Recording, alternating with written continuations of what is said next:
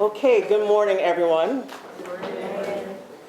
I am so happy to see. I know traffic was horrible this morning. Well, more horrible than usual. Coming into Warrens especially. But I'm glad to see all of you here. Everyone is not here as yet, but we'll go ahead and start. But before we do, I'm going to ask Maria to come. She will introduce herself, and then she will introduce someone who will share something at the very beginning, which should be very interesting, and then we'll get on to it. But let me assure you, the videographers have me kind of standing behind here because of the mics, but this is going to be very engaging. And so I'm going to be moving, and I'm going to be pointing at people. You know, people are at the doors, you can't leave. So, you know, if you want to leave, you can't. So when I ask you anything, just feel free. I'm going to call this a safe space. And it is a safe space for different reasons. We are all here to learn. Some of us know certain things already, some of us do not. But what we are here to do is to learn about deafness, to learn about deaf people, to understand them more, to understand everything that surrounds them. You are seeing 2 sign languages in action literally right now. We have BSL, British Sign Language, because we have British guests, and we have American Sign Language over here for those people who live here. So you're seeing 2 interpreters, but they're both signing totally different things. Right? So even that in itself should tell you a lot. So we are going to talk about culture. There are deaf people in this room who you probably don't even know are deaf, because you can't tell by looking, but we'll get into that right now. So I'll just ask Maria to take the floor. Good morning. Welcome to CIBC First Caribbean's Warren's Great House. It is such a pleasure to have you all here. My name, as Bonnie said, is Maria Boyce-Taylor. I'm the Associate Director responsible for client and employee engagement. So this definitely about engaging is very important to us, and working with our stakeholders in our community is so very important. It is now my pleasure to introduce our Chief Administrative Officer, Neil Brennan. This project, Diversity and Inclusion, is very special to him, and he'll tell you all about it and his own personal journey. So Neil, over to you. Oh, before, sorry, sir. Housekeeping. Bonnie has reminded me to let you know where the bathrooms are. There is one cubicle as you leave this door. Turn right. There's one cubicle there. If you go up the steps into the arch, you'll find more cubicles for both males and females. Okay? Thank you so much. Over to you, Neil. Thank you, Maria. Good morning, everyone, and a very warm welcome to CIBC First Caribbean and to our Warren's Great House Conference Centre. It is our pleasure to host this event today. Hopefully you're all aware that supporting the communities in which we operate all across the region is a huge part of our DNA at CIBC First Caribbean. We have a number of ways that we support the communities through our various interactions, generally through the bank, but also through our ComTrust Foundation, which donates around $1 million a year to support good causes across the region. And one of the things that we have been doing a lot more of in the last few years is looking at the whole issue of inclusion and diversity, and how we can support all different communities across the region, whether it be the disabled communities, whether it be the LGBTQ communities, and a whole bunch of other things. And we are wanting to do more and more programs to support this. So this has been a great opportunity for us to support this group and raise awareness across the region around, deafness and the issues that deaf people have to deal with. We did start, prior to the pandemic, we did start a program to bring more disabled people into our bank through a work experience program. Unfortunately, we had to pause that because of COVID, but it's something that we're hoping to reintroduce in the near future.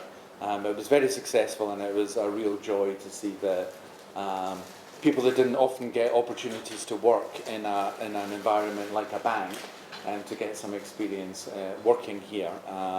And they had a great time, and they did a great job for our clients as well, actually. So it's something that's very dear to our hearts and something we're going to do again. But as Maria said, there is something very important to me as a personal thing around deafness. And that is because my niece, my second niece, was born profoundly deaf. So it was a big shock to our family when this happened, and something that we had no idea how to deal with. Obviously, her parents were, very gobsmacked when this happened, as were my parents and myself as her uncle.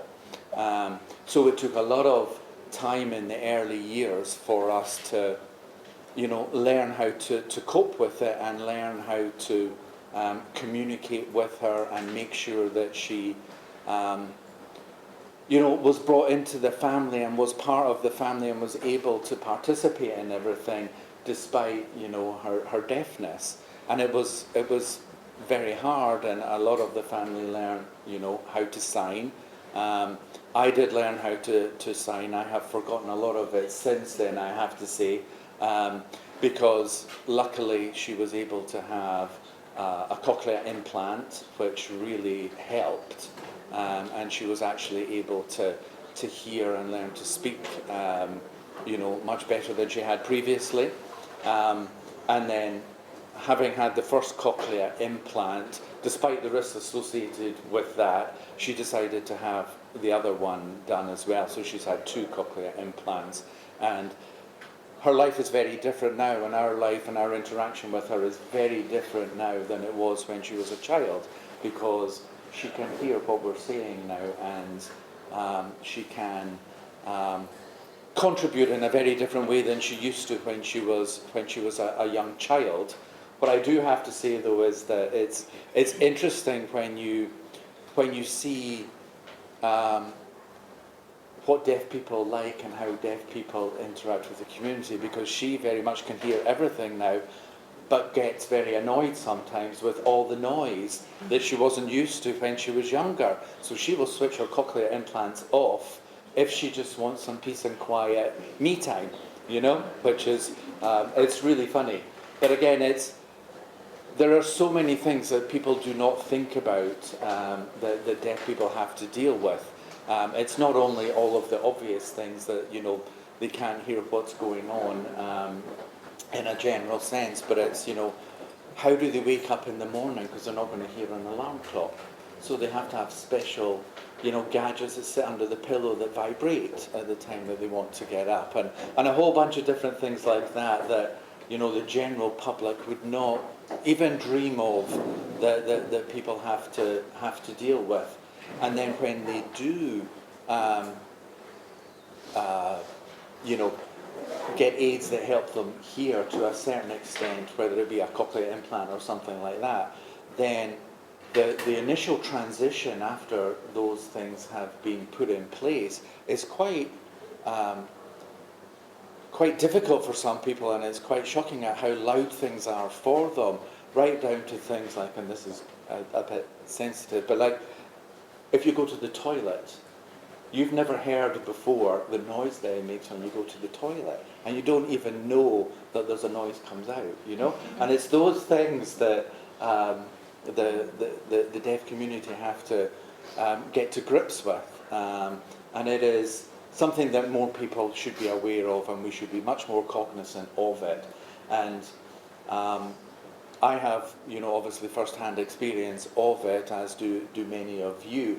But as an employer here, there are some things that we do to support the deaf community. But what I would love to get feedback from at the end of this session today are things that you would like to see us as an employer, so from an employer's perspective, but also as a service provider to the community, what more you would like to see us do to support the deaf community here in Barbados and all across the Caribbean region. So I really look forward to hearing the feedback from the session.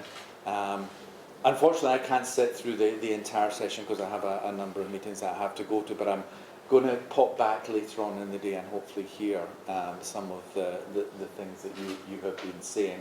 But Maria and some other members of the team are going to be around today, and they will feed back to me all of the great ideas that come across here today, and hopefully we will then be able to implement those here. And we would love to host this group again in the future. So let's not make this a one-time event. Let's look at what we can do on an ongoing basis to support this community and the wider community. So let me thank you all once again for joining us here today, and reiterate that it's our pleasure to be here to support you.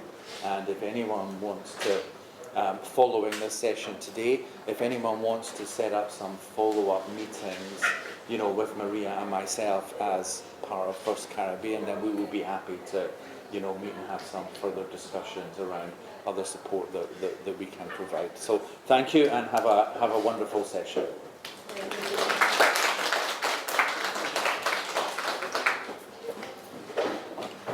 Okay. Thank you so much, Mr. Brennan.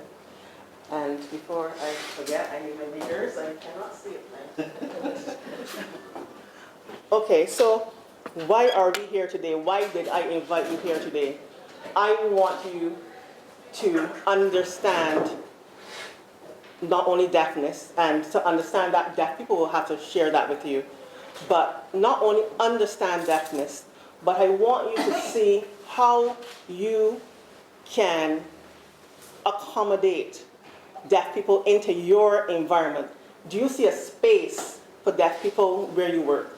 Do you see a space for deaf people where you socialize?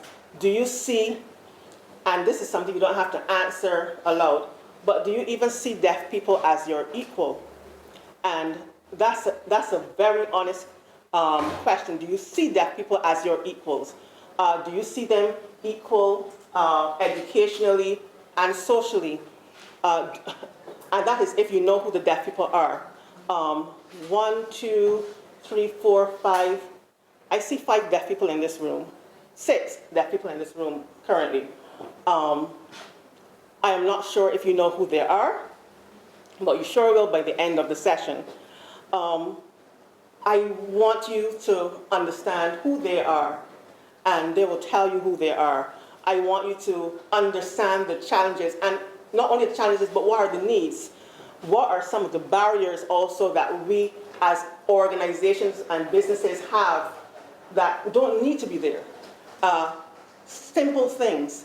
Now, we call deafness the invisible disability because you can't tell by looking that a person is deaf. You have no idea that a person is deaf just by looking. And so it is even at that level that you wonder, so wait, what do deaf people really need? How can they fit into my environment? What do they need? How can I adjust things? I will say this one thing, and it literally is about First Caribbean. It could not have gone even better. One of the branches, this is years ago, and this is just an example, but we'll go through a few things. One of the branches, as you will know when you walk into a bank, and I want you to be aware and cognizant of your environment. One of the things you do when you walk into a bank, and again, this is years ago, is you would hear, now serving customer number 5.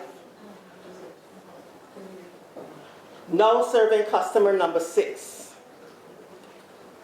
And a deaf person happened to be in First Caribbean at that point, and they didn't have, like everybody does now, the lights with the numbers and the arrows.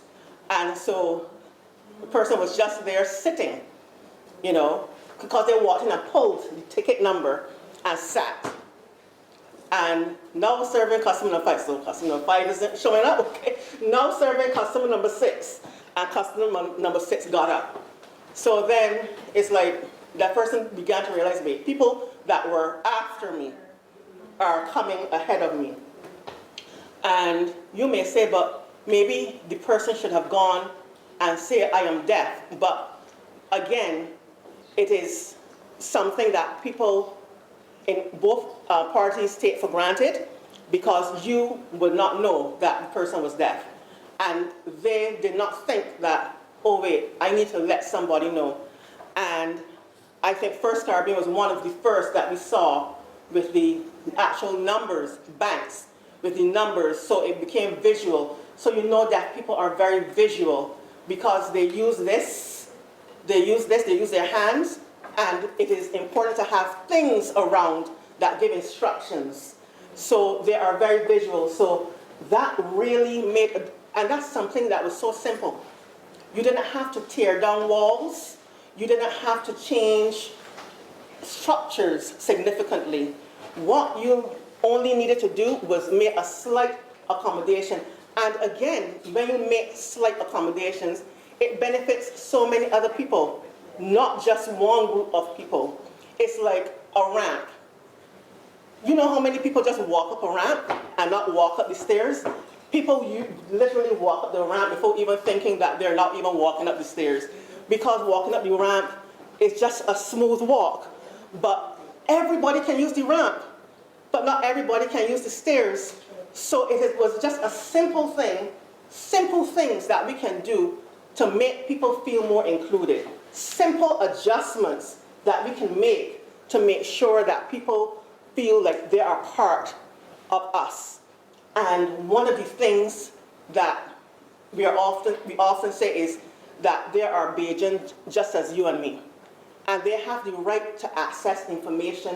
They have the right to be able to go to a bank and do business, to walk into a supermarket and do business, to go anywhere and do business, and be able to function just as how you would want to function.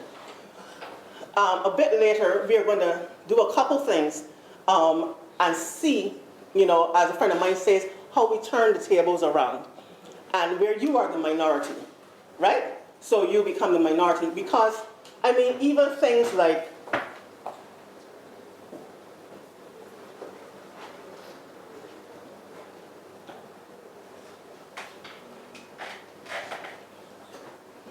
only 5 people in the room can understand. And you're looking around for clues, cues. Am I even saying something that is relevant to this? Did I ask them what they want for lunch later on? You have no clue. The point is that just for 5 seconds, you were in a world separate. And if I continued for half an hour, after 2 minutes, you'll probably leave. Because to you, it doesn't benefit you. It doesn't benefit you. But what we really need to do is to see how we can all be included, and just by making slight adjustments. So what I'm going to do right now is to ask Lionel. He will introduce himself.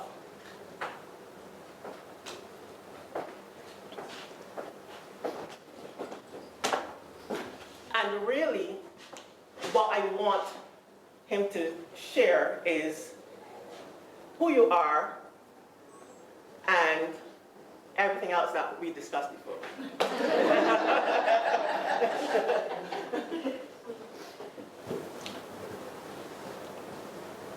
Hi everyone, good morning. I know a few of you.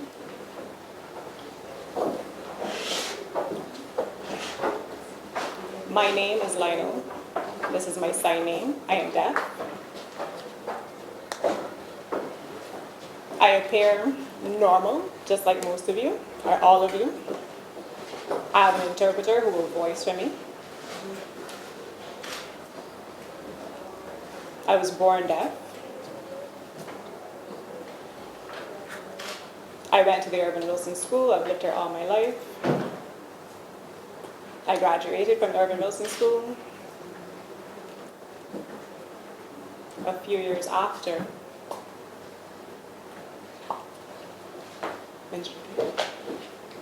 A few years later, I was involved in a program with the Ministry of Youth. I've also worked with Barbados Community College for a short time, studying tourism and hospitality. And my interpreter at the time was Bonnie. I needed an interpreter because I am deaf. I was not able to take in the information in the classes without an interpreter.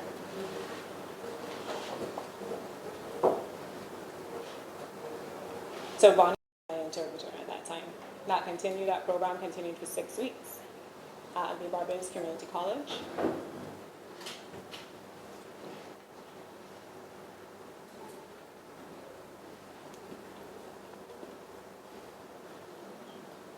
I was a top student in that class.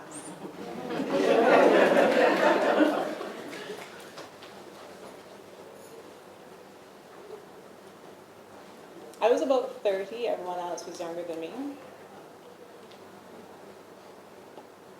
I remember when the first time I went to community college, I got an idea of what you would have experienced, you all would have experienced studying in an environment like that. So there was so much of which I was unaware. And persons were amazed at the fact that I, as a deaf person, was there. So we communicated by writing on the phone.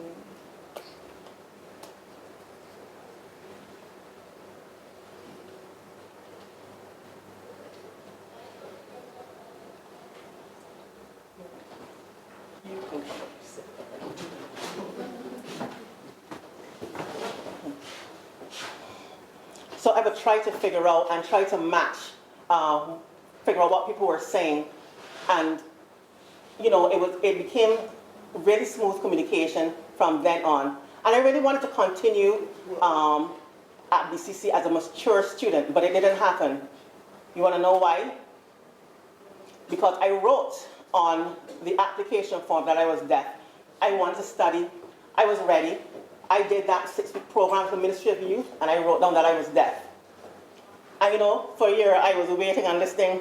I was hearing nothing coming in. And I was wondering, but why? Why isn't anybody responding? And then I said, you know what? The problem was that word, deaf. And again, I applied, and again, but that barrier, that communication barrier for me was there. So I didn't get through with that. At that time, I was president for the New Life Deaf Club, NLDC. Now it's changed to the Barbados Horizon Deaf Charity. And we've been in existence for over 10 years. And I've been working for some time there. And, you know, I was also doing some internship at Flow. I see some people in here, but I'm not going to tell you who they are. you know, and I would go into Flow and I would say hi and I would greet the people. And, you know, if a customer wanted to know something, and, you know, I would try to figure out what they were saying.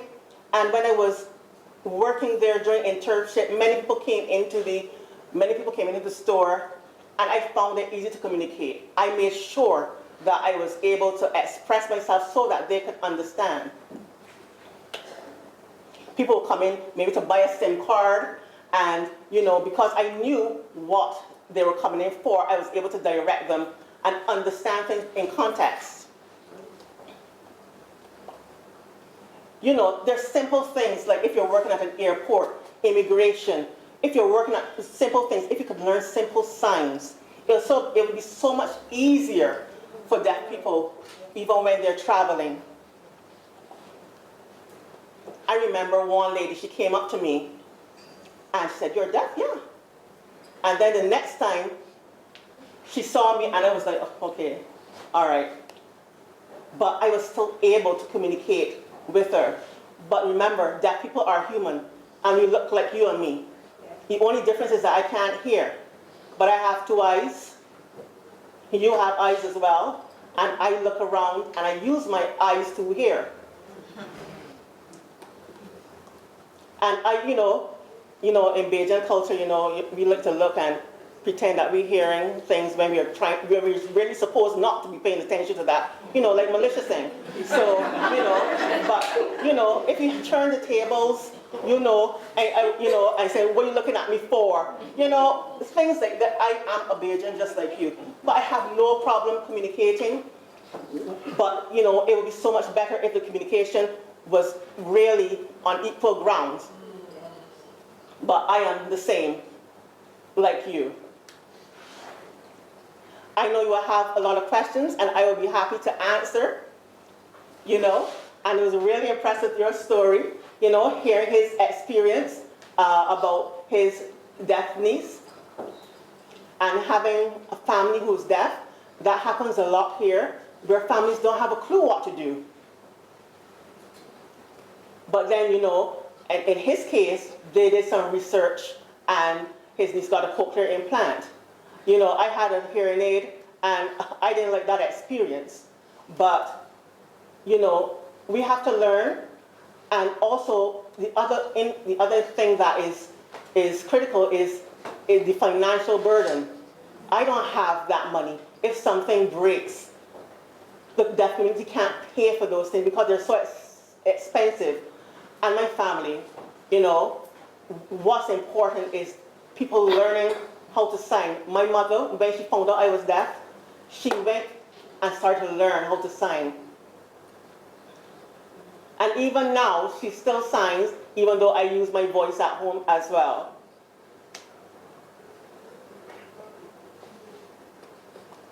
Last night I told my mom, please remind me before I forget, and I stay in bed and sleep long, so remind me before she leaves home. My mom was like, okay, I'll wake you up. So I got up on time. My mother was busy doing stuff, getting ready, and she realized that I got up before she even called me, and I was on time. Because, you know what, my room is dark. I like my room dark, I don't like it bright, not me. But in the morning, I really want to be here, and I'm happy to see you, and it's nice to meet all of you. And welcome to this Deaf Awareness Workshop. And the way we applaud as for deaf people is this, because they can't hear that. So they see this. So if you want to applaud, you can do it again now. Just like she was saying, that people need to see. You hear, and you hear that. But we need to see. We can't hear that, so we see your applause. Right? Thank you. You're welcome.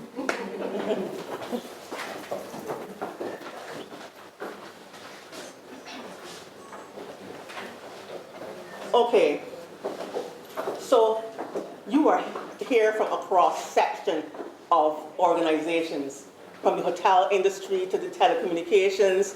I mean, lots of you are here from different establishments. And my question to you is, where do you find deaf people? Can you think right now in your organization if there is a place for deaf people? What do you think your space and your environment needs to do to accommodate deaf people? Do you think it's an environment where we can do it? Or do you think, or have you been thinking, what is it that I can do to see how we can make this work? Now, I asked you earlier if you think deaf people are educational. One thing that Lionel said is that he went to Irving Wilson School, but he didn't really have an education. So when they leave, they don't have CXCs. They don't have anything. So with that in mind, knowing that they come out without having CXCs, think about you. If you left secondary school without your CXCs, what would you do? If the option was not just to stay home and do nothing, what steps would you do to make sure that you got some manner of education? Maybe go to evening classes, What else besides evening classes? What do you do? A private tutor, have a private tutor. Online. Now, you see, COVID really did us well in some instances. I recall maybe about 5 years ago when people said, oh, I'm learning a course online. People were like, huh, online? But I ain't really in the school. There ain't really nothing online. Fast forward, everything is online. So it is valid. So you can get your education there. So you can acquire certain things online. Now, that's great for the deaf community. But you see where we are in this space, in a setting like this, where you're seeing interpreters. One of the things we need is more interpreters and more things to be interpreted. More things to be interpreted. Especially, I would say on a national level, but in every level, at every level, we need it. There are deaf friends who call me and say, can you come and interpret for my child's forum level meeting? Things that you wouldn't think of. Deaf people have children. Deaf people have school-age children. Deaf people go to PTA, want to go to PTA meetings. Deaf people want to know where their classes, how the child is doing in classes. Deaf people want to be involved because there are parents. And how can we facilitate this more? We need to make sure that deaf people's needs are met. We need to make sure that they are met. So interpreters, that's one thing. And by the way, we're taking notes, so I will send out to all of you during the course of like next week. Still take your notes, but I will still send out stuff after this workshop. So we have deaf parents. We have had, do deaf people drive? Yes, no? Yes. Or do you think so? Or do Bajan deaf people drive? Yes. Okay. Now, I know that this crowd knows no deaf people. It is real clear that this crowd knows some deaf people, but yeah, Lionel has his driver's license. I think most of the deaf people in here have their driver's licenses. Sometimes it has been a struggle, depending on who you meet, and this is Barbados, you know this very well. It is all dependent on who you meet on that day, you know, who wakes up in a good mood that day, who wants to make sure my life miserable, I can make yours miserable too. And we know that's our reality. That is our reality. I was interpreting for one deaf gentleman. He has his license now and driving trucks. So he and I went, and Lionel was with me, and we went to the licensing authority, and I have no problem calling names because everyone was present, and so he took the written test, passed. Wait, no, he didn't take the written test. He came and somebody realized he was deaf. Somebody that thought it was a problem. And they took us into a room, and they were speaking to someone in authority, and they're speaking, and I was signing to the deaf person, and another employee came behind them and said, "You can hear me? You can hear me?" And I stood there with tears in my eyes because I was interpreting, and I could not believe the level of disrespect that people go to. And he said, "He can't hear me, man, he can't hear me, but he can't drive nowhere." And he is behind, so I'm interpreting that for the deaf, because I'm the interpreter, so I can't say anything, I can't interject, because my role is just to interpret. I have no opinions when I'm in those settings. I have none. I am the voice of the deaf person. So here I am interpreting, and I am hearing, "You can hear me? Man, he can't hear me. Well, he can drive, he can't drive nowhere. Well, we don't go and drive."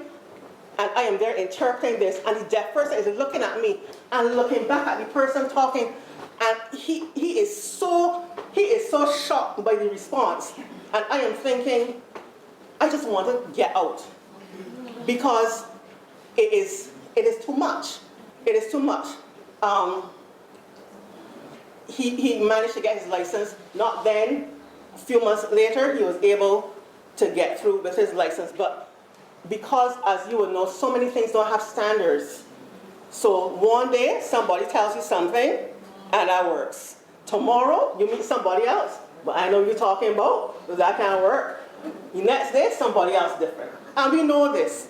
This is our life. And so for people who are marginalized, for people who are who we call a minority, we need to be able to understand that there's certain things that either can pull us further apart, or there's simple things that we can do to pull us back together. And that is communication, and that is the whole crux of everything, being able to communicate. Now we're still in COVID, but mask wearing was a big issue. And I'm telling you the issues before we get into other things. Mask wearing was issues. Deaf people were crying out. And you know what it was? People were simply not, they didn't care.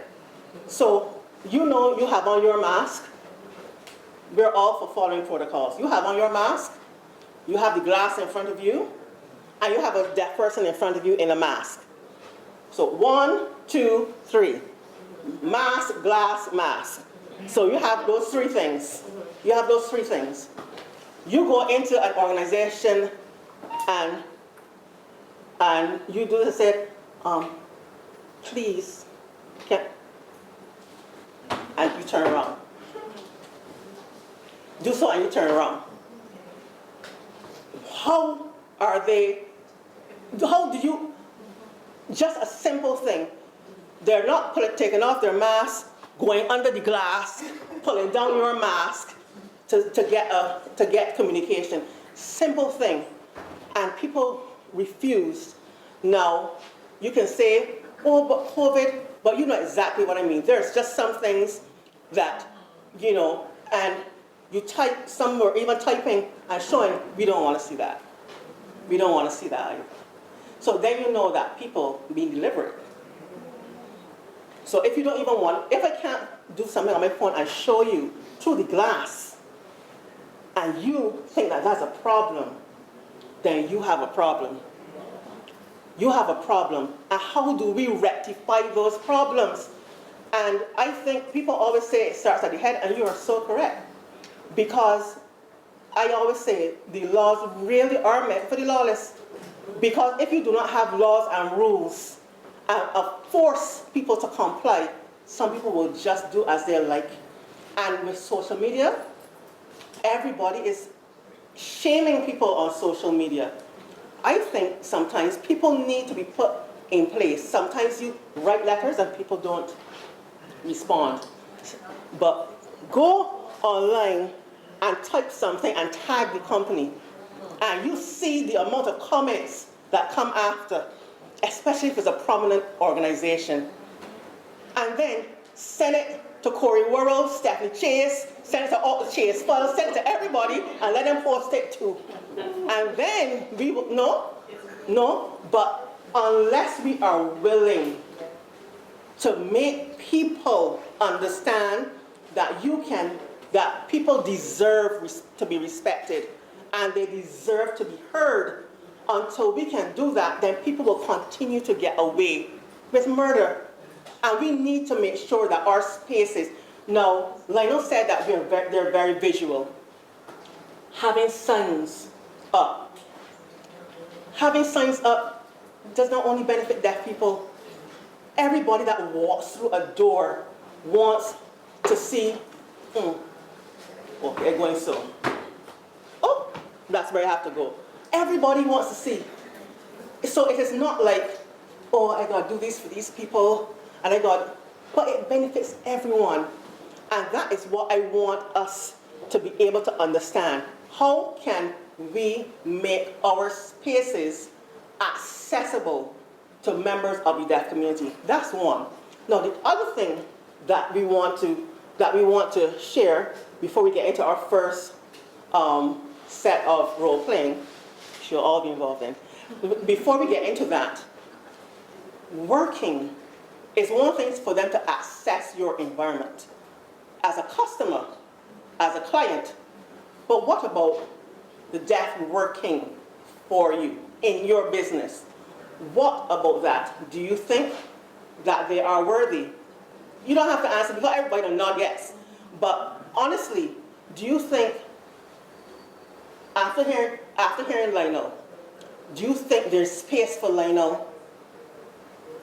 First of all, if you think there could be a space for Lionel, pretend that he had what was needed to work a particular job in your institution. Would you hire him? That is what I mean. If everything was right, would you hire him? Would you hire? What would it take? If there are 10 people, would it make a difference that he is deaf and his name is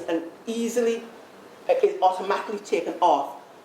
Would that be your MO? Or would you say, okay, he has the qualifications, let's go. So he does not have the qualifications.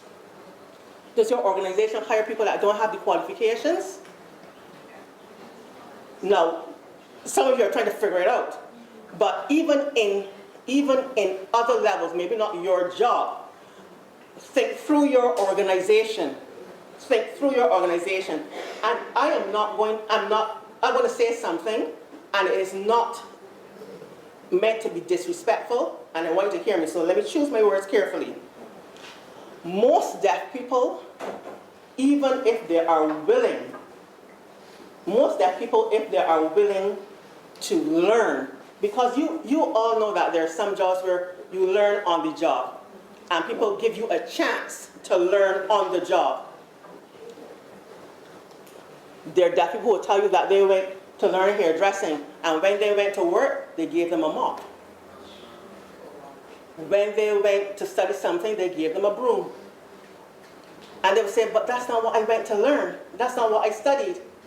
Yeah, but you done sweep though. And that's all you done do, sweep. Now, to me, you are intent on not making them equal. You are intent on doing this and this. You are not intent on showing equality or inclusion at any level. Because all you see is that I am better than you. Now, Lena said he was top of the class. I know at certain times because of his personality, everybody got along. But everybody is not Lionel. And Lionel should not have to prove and do extra for you to accept him as he is. He should not have to do extra for you to accept him as he is. So people are uncomfortable sometimes when they see deaf people in the same room as them, because that means, no, we are on the same level. And people can't deal with that. People can't deal with seeing, wait, but you deaf though. You blind though. Let me just say, oh, but you in a wheelchair though. This can't work. This is not seen. Equality is never seen. So they do things to make sure that either your life is difficult, they make your life difficult, or they do other things to make sure that you don't go any further.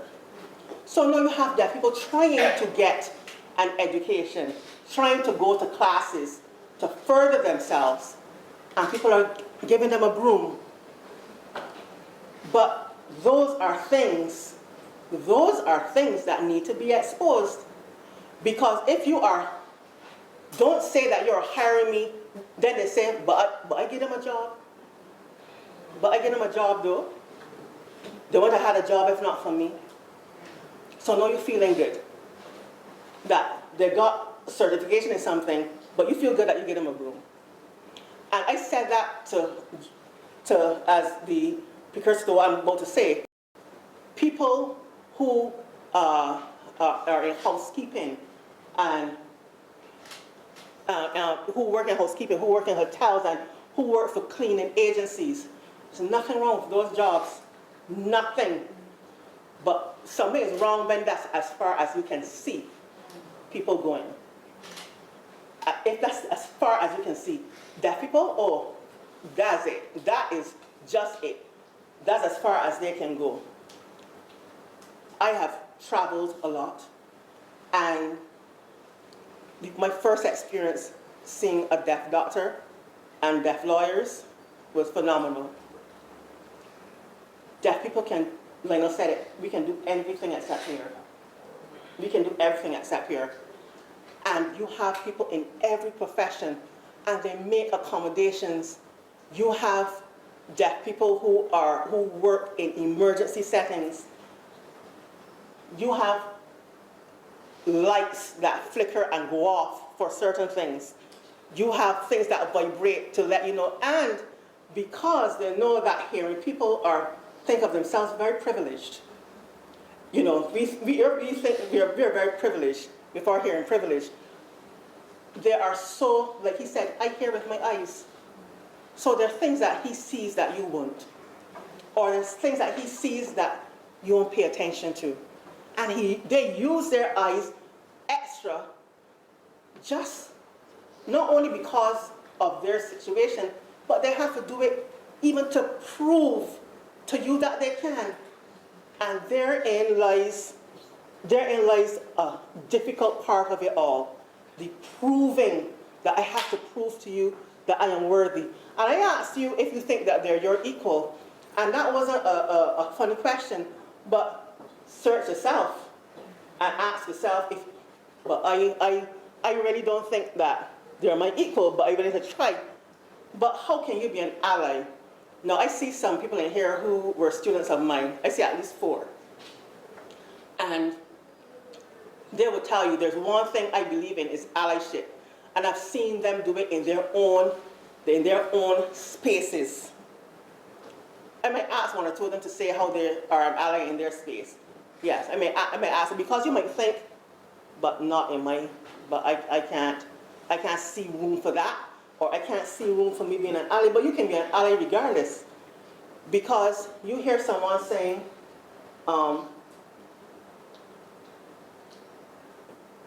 that person needs to go to the clinic.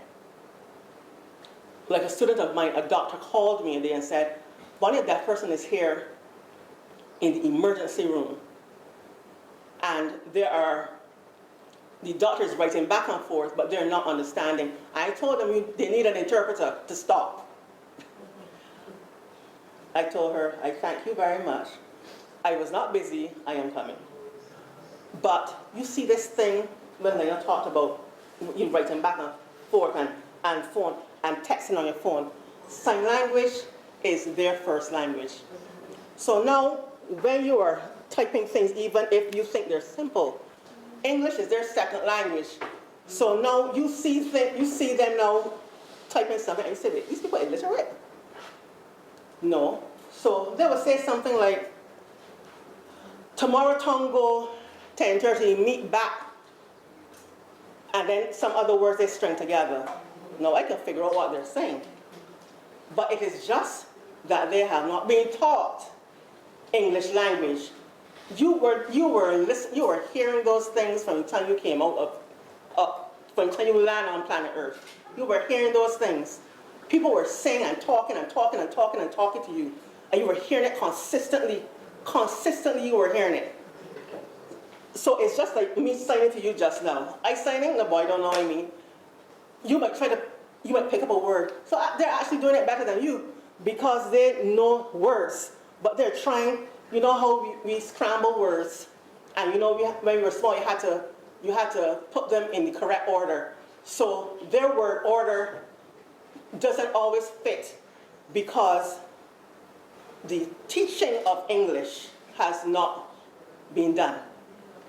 But they can try to figure it out. Now, if the tables were reversed and turned, and I started to do this, you would be clueless. So I think that they do a pretty good job when it comes to trying to figure out stuff.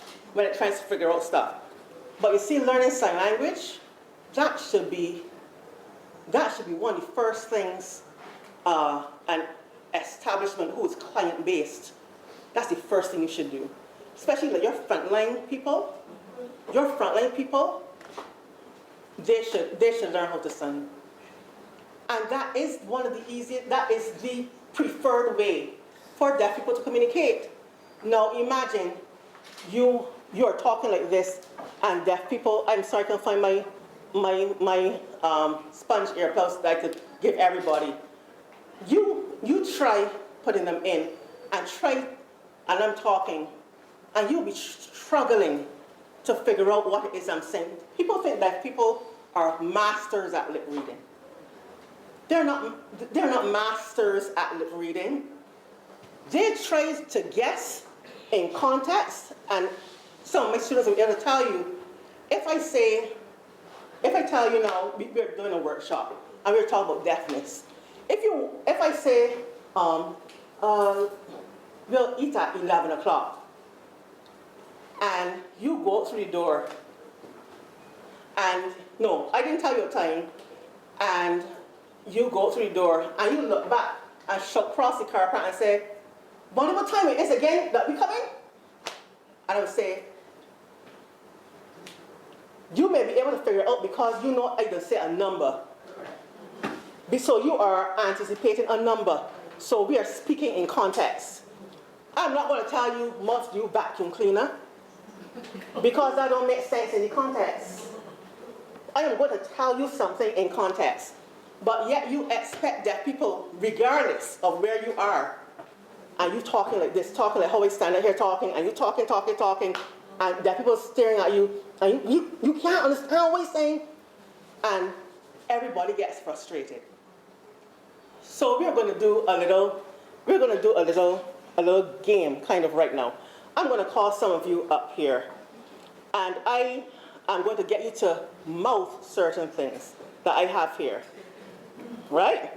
Right? Yes. Right. I'm going to get you to mouth certain things that I have here. And I'm going to call on certain people and ask you what they are saying. I want you to tell me what they are saying. All right.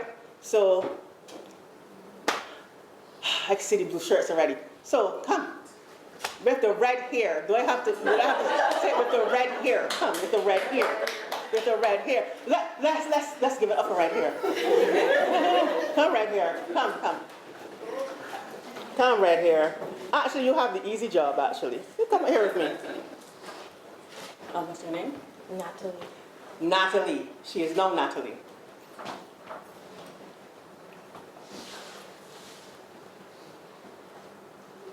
I want to mouth that word.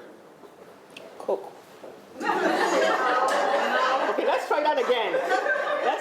Natalie, let's try that again.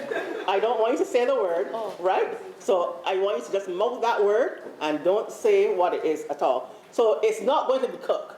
Okay, so it's not going to be cook. So wait a minute. This one, and I want, because I know her name, Allison. Allison, I want you to, Allison is red, the red jacket. Wave, Allison, right? Okay. I want you to just mouth that word to her. Don't let anything come out of your mouth at all. Allison, speak, Allison. I'm getting bonjour or Bonjour. Bonjour, okay. Bonjour. It is not bonjour. Can you do Okay. it again? Do it one more time. Nothing. Nothing. All right. Hold on. All right. Let's be fair. Okay, wait. This one. At the end, with the pigtails. Yes. Not with the puffs. Mouth this word to her.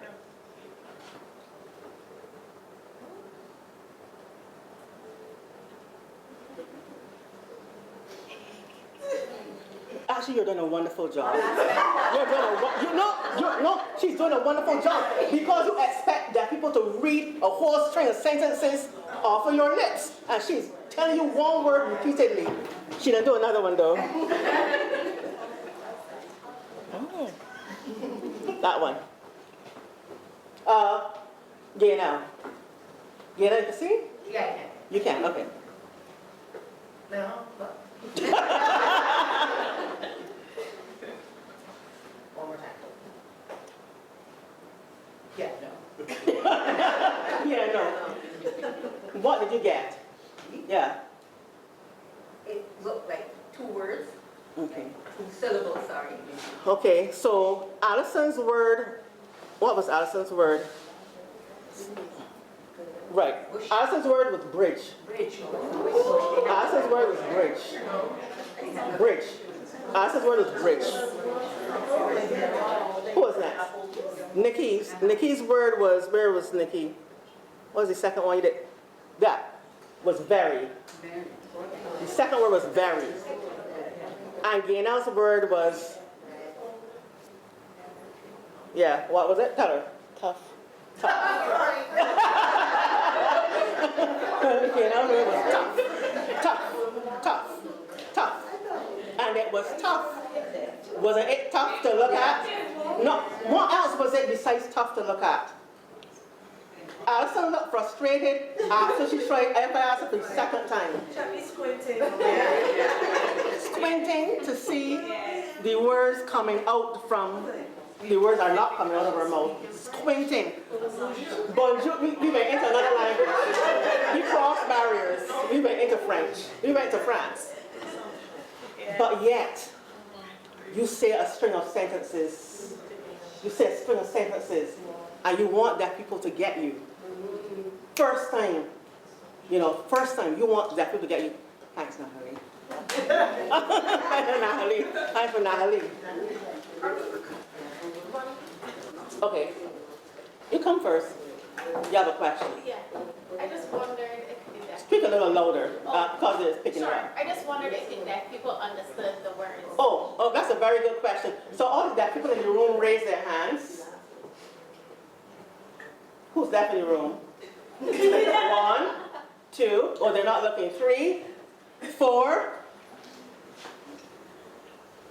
5, one videographer and the other photographer. 6. Who was watching? Ask them if, did you understand any of those 3 words? Nope. Nope. No from here. No? It looked like she was saying push. When she said bridge, it looked like she was saying push. And tough looked like enough. And when she said tough, it actually looked like she was saying that. Wow. I thought she was saying that. She thought she was saying that. Tough. Tough. So the deaf people in the room did not understand either. So we're going to try that just one more time. And your name is? Legionnaire. Legionnaire. Legionnaire. That's a very beautiful name. Thank you. Legionnaire.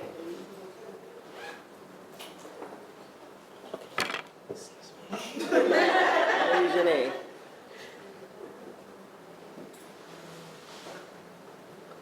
Okay, we're gonna do this, and then we're gonna do this. Third and second. The second and the third. Okay. Do the second and the third. And let me give you a little hint. These 2, she's gonna say 2 sets of things that are totally unrelated. And that's another thing. So you go into a bank. No, a supermarket. And you want to know why the price isn't on this, or why the price is different. So you saw the price, the label on the shelf, and you're looking, we do this all the time, and you're looking at the person typing in, the cashier, looking at the cashier screen, and you're saying something different. And a deaf person points, and, is, so now you have to say, you have to probably say something like this. Depending on which cashier you get. Depending on which cashier you get.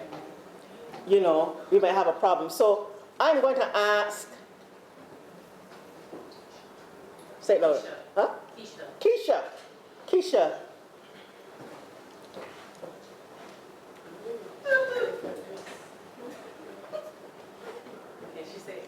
weekend?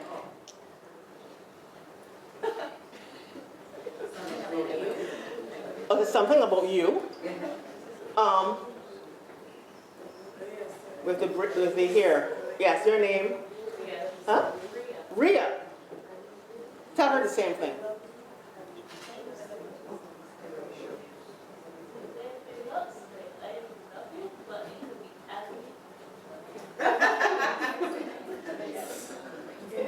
It's I love you. Okay, so you got I love you. Hold on. So you got I love you. So that's how many words? That's how many? That's 4.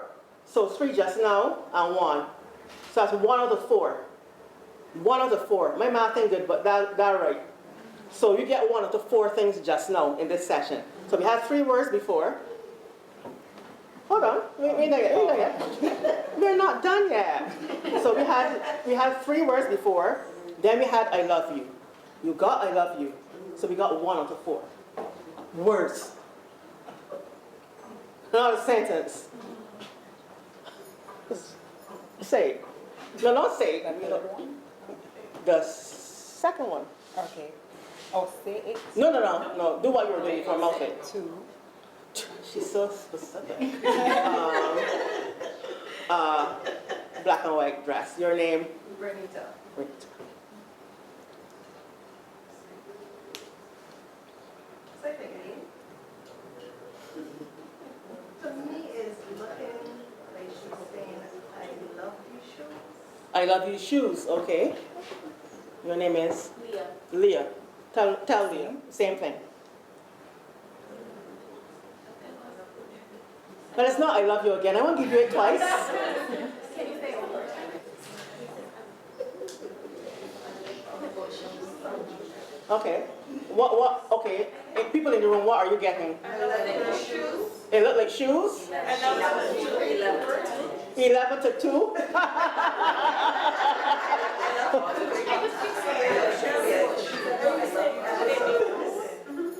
I've got an English degree. I literally have no idea what she's just said. Okay, so who else? What else? What else did you get? Somebody said shoes. Lovely shoes. Lovely shoes. What else? I love these shoes. Okay. Okay. You did have shoes. Shoes, she said 2 words, and shoes was 1. Everybody feels so accomplished. But you didn't get the first word, but you feel accomplished. Well, that people don't really feel that accomplished because you got shoes, but you won't hear the first part. Say, tell the whole room, mouth it. One more time.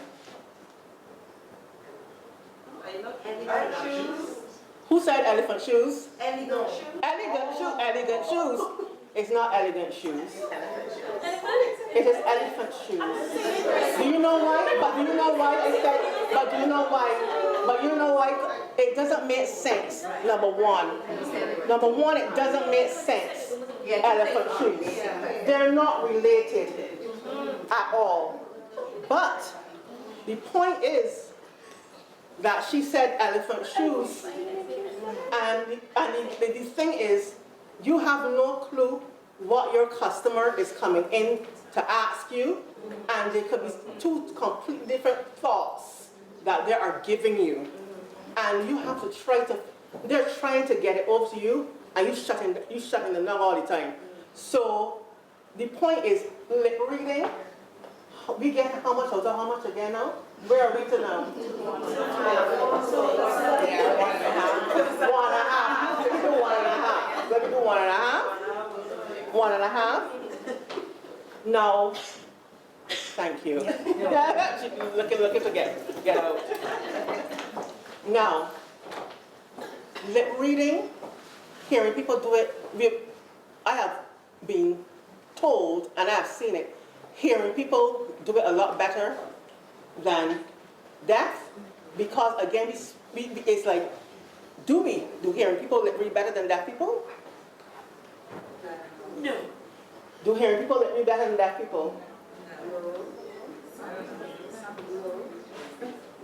How accurate is the lip reading? I mean, when you think about how accurate is the lip reading, you miss so much. You miss so much. But when we are trying to lip read, now if you have a friend and you got your girl in the back and you want to talk with somebody and you turn around and there's certain things that you don't say because you're going to guess what they're going to say because you have an idea in context about what is going to be said. But if you have no idea, then we all guessing. We all guessing. No, you have deaf people who are trying to get you to understand who they are, what they want, and yet they are encountering barriers. Now, I see a range of different businesses and organizations in here. So I'm going to start with one that I already know. And Alison, I'm going to put you on the spot again. It's okay, but it's not going to be difficult, I promise you. It's not going to be difficult. But Alison works where? Massey Stores. Massey Stores. So Alison works at Massey Stores. As soon as they say Massey Stores, everybody, like bulb is going to go off in people's heads because I'm pretty sure that at some point the majority of this room have encountered deaf people in a Massey store. Working in a Massey store. I know of one cashier, but she's not a cashier anymore. She was a cashier before, but she doesn't work there anymore. But Massey Stores. Why or what was the thought behind hiring? Did you deliberately hire deaf people? Did families ask you if you could give their deaf family members a chance? Did deaf people walk in and ask you or try to communicate with you about getting a job? Or did y'all go out looking for deaf people to give them jobs? That's a big question. Yes. One that predates me personally. Right. But I do know from reading through some of our documents that we've always been a friend of the Council for the Disabled. We were always representative on workshops and training opportunities. And so I think the relationship began much earlier. Right. When I look back on length of service of some of the persons who work there, it's about 78 years compiled of the 13 people at my last count. And so it's a long-standing arrangement. So unfortunately, I can't give you the That's good enough. But it's a long-standing arrangement. Okay. Been a friend. Fine. Are there any other entities in the room where deaf people work in their organization? Any others? What about people who have encountered deaf customers or clients? Raise your hands. Okay. Everybody in red. You are from? I'm currently with BBC. BBC. But in my previous job at Sandals, Barbados, we had returning guests who I was in charge of, and we would hold a function on Tuesday evenings to basically thank them for their loyalty. And I was the person responsible for hosting the event. And once we recognized based on their registration, etc., that they were indeed deaf, then I would have to make provisions for them to attend the function so that they would not be excluded, and do different things that they, have an interpreter and so on, sit with them at dinner to interpret basically what I was trying to share with the group. Awesome. Okay. One of the blue shirts raised their hand. Okay, Dorio. Good morning, everybody. I remember my last workplace 3 years ago. Lionel came in for sponsorship, and he came, and the first thing he said is that he was deaf. So I took his information and I wrote on the paper, "I do not know sign language." And he helped me because I was understanding what he was saying, but at the same time I was embarrassed because I didn't know what he was saying. I spoke to the CEO and he said, "We could understand what he's saying, so come and tell me what it is he's saying." So I spoke to Lionel, I took all of his information and took it to my boss, right? Then he came back to me, he said, well, you deal with it because you can understand what he's saying. I said, but that, I was embarrassed. Long story short, I was embarrassed. He made an appointment for Lionel to come back. When Lionel left, I downloaded sign language and I had it under there. When he came back, I didn't spoke to him, I spoke back to him. But being so busy in the field, I didn't even continue with it. But he got the sponsorship because I understood what he was saying. And let me go on to say my reason for being here today is because we are in the field. We do not know. You gotta tell them what field. You gotta tell people where you Okay, are. I am the chairperson of the district emergency organization in St. Michael Northwest, and these are my members. Some of them know sign language. And we go out there in the field, and we do not know what people are saying. So I have this habit of working down and showing people. And to show people, sometimes they are clueless as to what I'm saying. So that is why we are here today, because once we have the knowledge, they can take it back to the community, Natalie and Natasha, as well as Maureen. I'm not saying that I am not going to do it, but once they are empowered, then we can go forward and include more people from the deaf community into what we do. Well said. Who else raised their hand? Okay, one, then two. Your name is? My name is Danica. I used to work at Chanel's. You work at Chanel's. Mm-hmm. Before Chanel, I used to work at Chanel. Wait, y'all hear her? Speak a little louder. Before Chanel's, I used to work at Chanel. And I encountered a customer that was deaf and was learning to in primary school. I did sign language, like going off my alphabet. So I was trying to like talk to them, but I want to spell out every single word. Yeah, and it even got to a point where you had to get like a broomstick and hold it up to the nail to pick what they want. And yeah, and then we had to talk to my manager about it. He said I ain't gonna get deal because there's no way that, because it can happen again, because a lot of people in the world are deaf. That it gonna happen, we gonna learn something, sign language, something gonna happen so that I can be happening. Correct. But I feel like it's gonna start from in school, bro. You see where we have Say that one more time. you see where we got Spanish and French classes, it should got a sign language class, but it's a language too. And we don't lay pants for that. We don't lay pants for that. We lay pants for that. We should start in primary school. One of the things I want you to hear and hear well, sign language is a language. Sign language is a language. A bona fide language.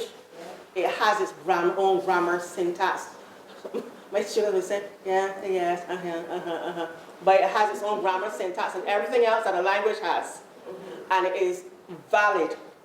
And sometimes when people don't acknowledge sign language, I see that they don't validate deaf people. Because when you throw out sign language, you're throwing out a culture and you're throwing out a people. When you say that, just saying, you're moving your hands in the air and you're saying nothing, or you're just talking in shorthand, that's the one thing that grinds my nerves. I'm talking in shorthand. No, everybody that went to primary school secondary school in Barbados had to do at some point, well, in my time, either French or Spanish.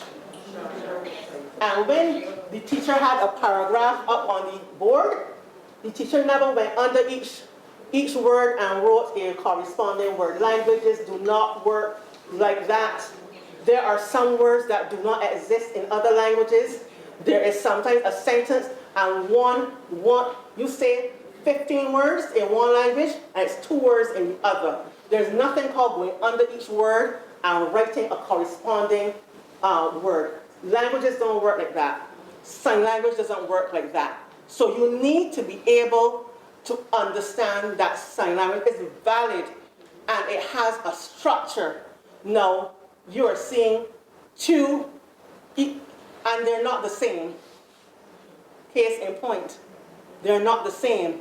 BSL and ASL. for two completely different audiences. They're not the same. But we need to start it in primary school. And you know what we need?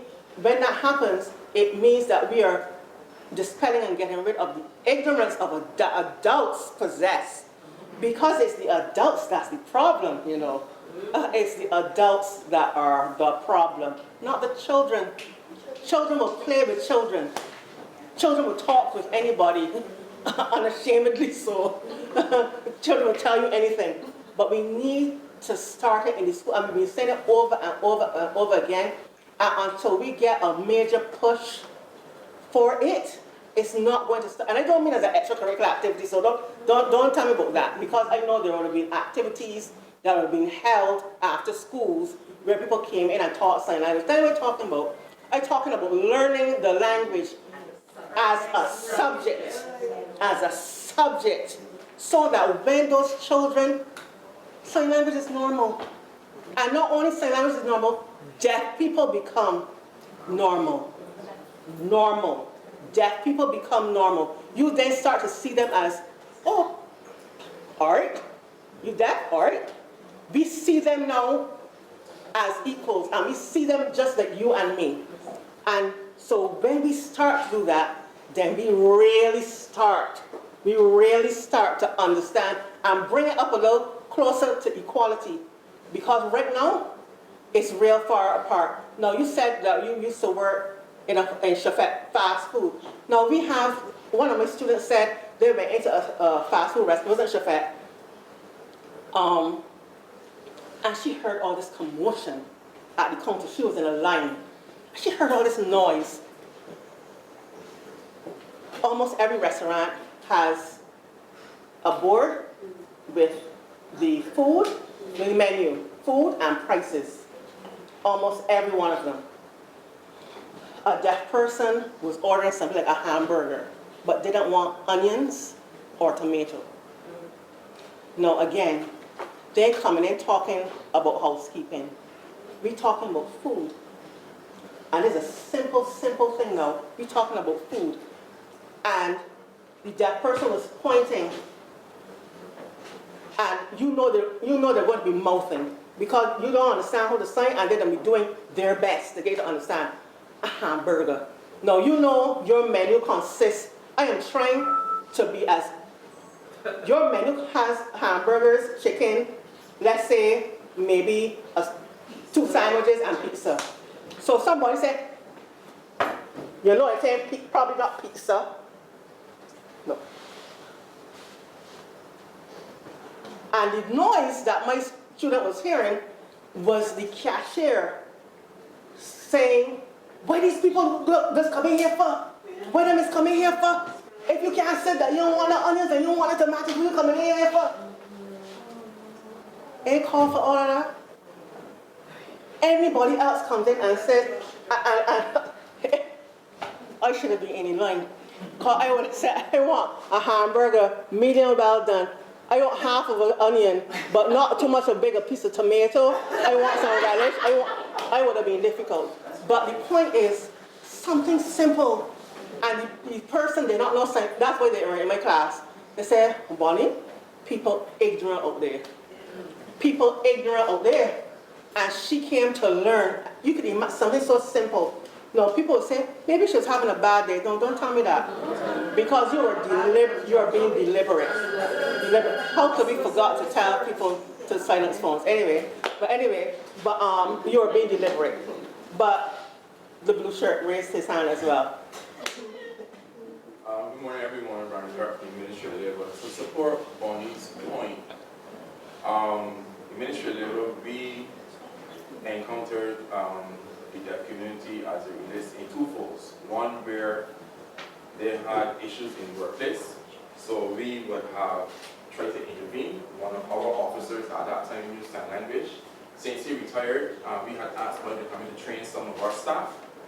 As she said, some of our frontline staff and labor officers to assist the deaf community if they come in with any labor-related matters. Additionally, we also work on behalf of, we work in conjunction with the International Labour Organization, and the whole notion of finding decent employment for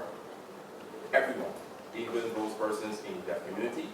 Under the current UN from 2020 to 2030, the decade of action, one of the main things for the UN is to leave no one behind. And that is why Banshee reinforced the point about employing the deaf community. That is a big thing for us, because when we pass the Employment Prevention of Discrimination Act, it's not to penalize employers, but to ask employers to give the disabled community a fair chance. We have Massey leading by example. There are some other employers out there. We have the right. And we have some other employers out there as well. And even if Bonnie made the point too, even if the person does not have the requisite skills or qualifications, they are trainable. Everybody in here is trainable. The position I'm in was not qualified in before. I did training just like anybody else. And I am here now. So from our end, from the Ministry of Labor, we know it's going to be hard to accommodate. We know there's something in law called undue hardship, but if you can see there's something also called reasonableness, where you can fit in the disabled community, inclusive of the deaf community. And all they want is a chance. Additionally, they can't depend on disability benefits from national insurance. It is not equivalent to a salary or a wage that is sustainable. We are in the Ministry of Labor see that, but that's something that we don't have control over, right? But all that is legislated. So that's why we are appealing to corporate Barbados, a part of your social responsibility to assist where you can. Even just employing one deaf person. One. We will not ask Portville to employ a deaf person because that is a hazardous environment. Yes, they could facilitate, but then that may lead to a lot of re-engineering of their processes, and that may not be feasible. But what we're saying is where it is feasible, if you can, accommodate. Right? And that's where we are from a position from the initiative. So I have a question for some other persons in the room. Red. I just keep putting up red. The color of the day. Color of the day. Where do you work? What's your name? My name is Reba. I work at Chanel and Traverse. You work in Trimark Supermarket. Oh no. You work at Chanel. Chanel has a deaf employee. Yes, we do. So Chanel and Traverse. Chanel. Okay. Yes. You have a deaf employee. That's where Kim's at, Rock. Yeah. Not Black Rock. Column Rock. Yes. Column Rock has a deaf employee. Column Rock has a deaf employee. And do you interact with this person at all, or deaf people at all? I interact with her, yes. How? We took to reading lips. I would have gotten a small basic training in sign language when I was younger, so I know to say my name is Reba, but that's up to date. That's a start. Right, it's a small start. But And we need to continue, yes. Yeah, it needs to be continued, but she mainly reads lips, and then she would speak back to us. So fine. So I have a question for you. Why does she read lips?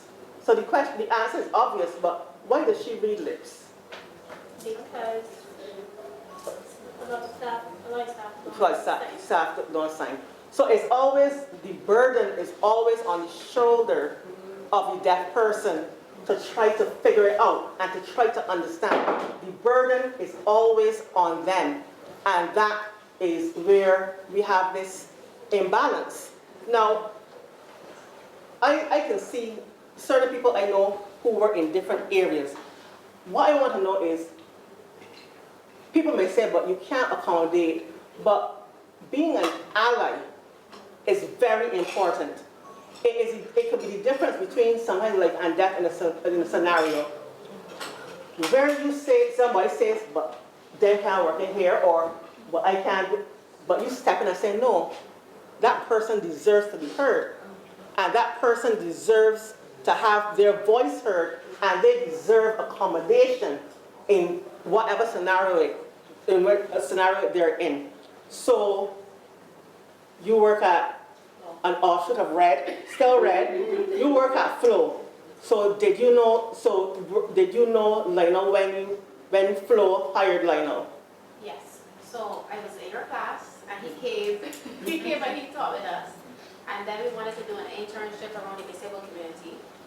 We tried every other type of disability, and we could not figure out how to accommodate And then I was like, okay, let's try it with it. We had one retail store person who was trained in sign language, so we would have partnered with him to start. And it was, I think our customers actually really enjoyed the interaction with Lino. Yeah, people usually do enjoy the interaction in Latin Lino. So we're talking about spaces, how to include them in our spaces, employment opportunities, but also being an ally. Gaynell, how do you see in your profession, how can you be an ally? Pretty much like what I've been doing leading up to the workshop. So tell them, well, everybody might not know who you are, so say, and where you work. So I work at Power Broadcasting, program manager for Y103, it's a radio station.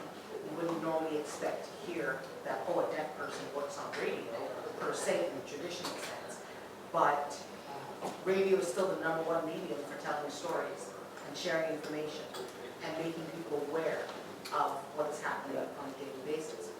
As you can tell from the pandemic, we have had to engage other forms of media, even to allow the radio message, which is still free to air, to get through. So now we use Zoom, we use StreamYard, we use all kinds of other media to help the traditional media go forward. The subtitles came into effect, the visual effect came into effect, so we were able to have greater engagement. And of course, people are able to interact with us online. We call them our keyboard warriors because they're there, valiantly going forward, but still being able to tell the story. And even speaking about this workshop, why it was on today, that's my allyship. I invite Bonnie at every opportunity, because you know your invitation remains open always, and every opportunity to continue to share why it is important that we are not trying to accommodate, we're trying to include. And that's the difference. Accommodation Yes. seems like, all right, we'll size round for you. No, we need to include you because you are a member of society. They're expected to participate. They're expected to abide by the laws. They're expected to behave like any Barbadian citizen. They're expected to pay taxes. You don't accommodate that. You make provision for that, the way you make provision for everything else. So I use my platform as a form of allyship. Plus, anytime I come across anything online, because online is powerful. If I see television shows, movies, one of my favorites is actually watching interpreters at rock concerts. You cannot pay enough for anyone to interpret a rock concert. It is the most incredible thing you'll ever see. I share all of these things all the time, and I tag everybody, including Lionel, who's actually Jason online, but because I need people to be able to understand that the world has included them. They haven't made an accommodation. They're included, and this is how we include. This is what inclusion looks like. This is what inclusion looks like. And I am going to ask, just briefly, Scott. Yeah, Scott is a photographer, and I almost said deaf photographer, but that's not what I want to say. Scott is a photographer. I don't know who this. Scott is a photographer. So I just want you to share a little bit of your experience about your deafness and how you always wanted to be a photographer. Just share this a little bit with them.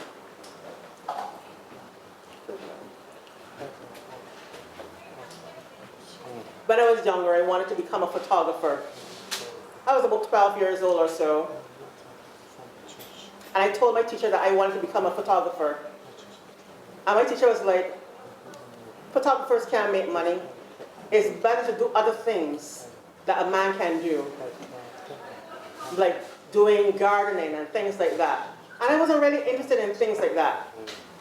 And, you know, I went to Irving Wilson School as well.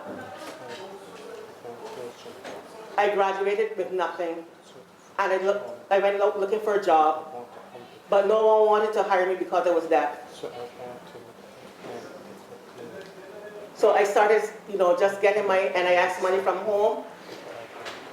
And then NIS said that they're not going to give me money because I can talk.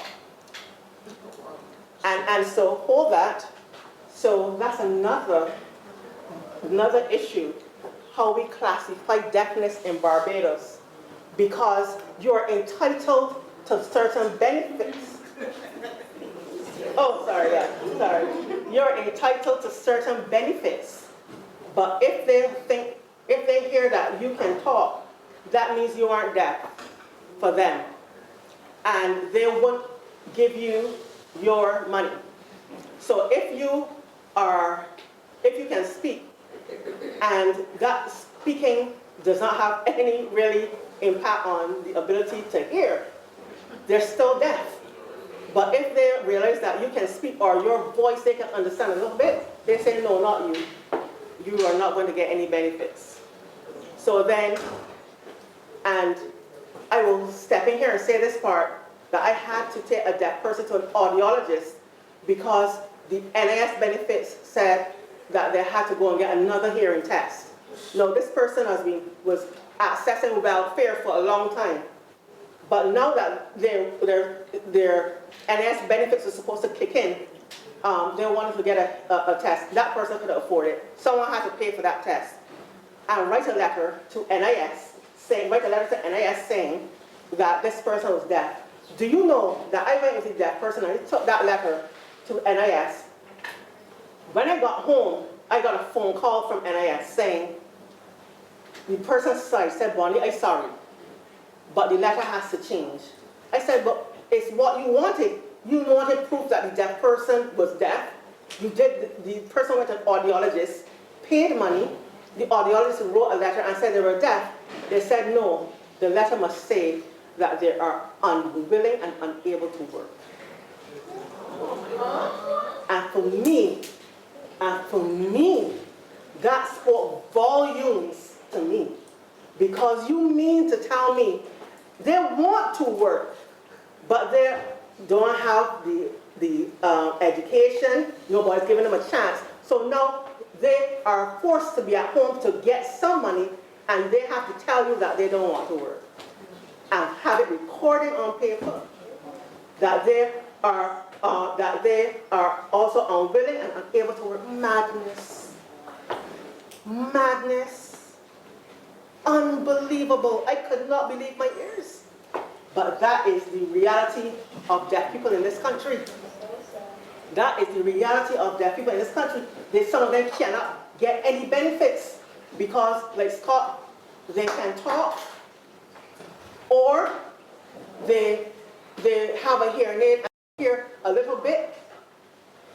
They're still deaf, and they're unable to access their funding, that little bit of money every 2 weeks. So for you, you started photography, and who allowed you to start photography? A deaf guy from the UK, a deaf man from the UK. He came to Barbados, and I was working at a restaurant, and he was there with his wife on vacation. And he saw that my badge said hearing impaired. Let me stop you again. So at the end, we're going to go through we're less than an hour away to finishing. And hearing impaired, we do not say. We say deaf or hard of hearing.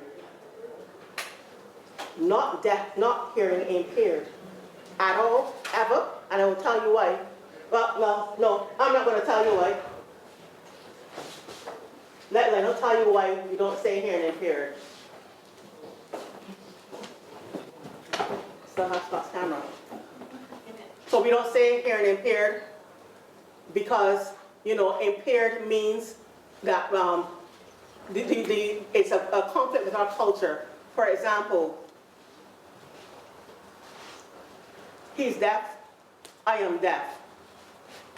But hearing impaired,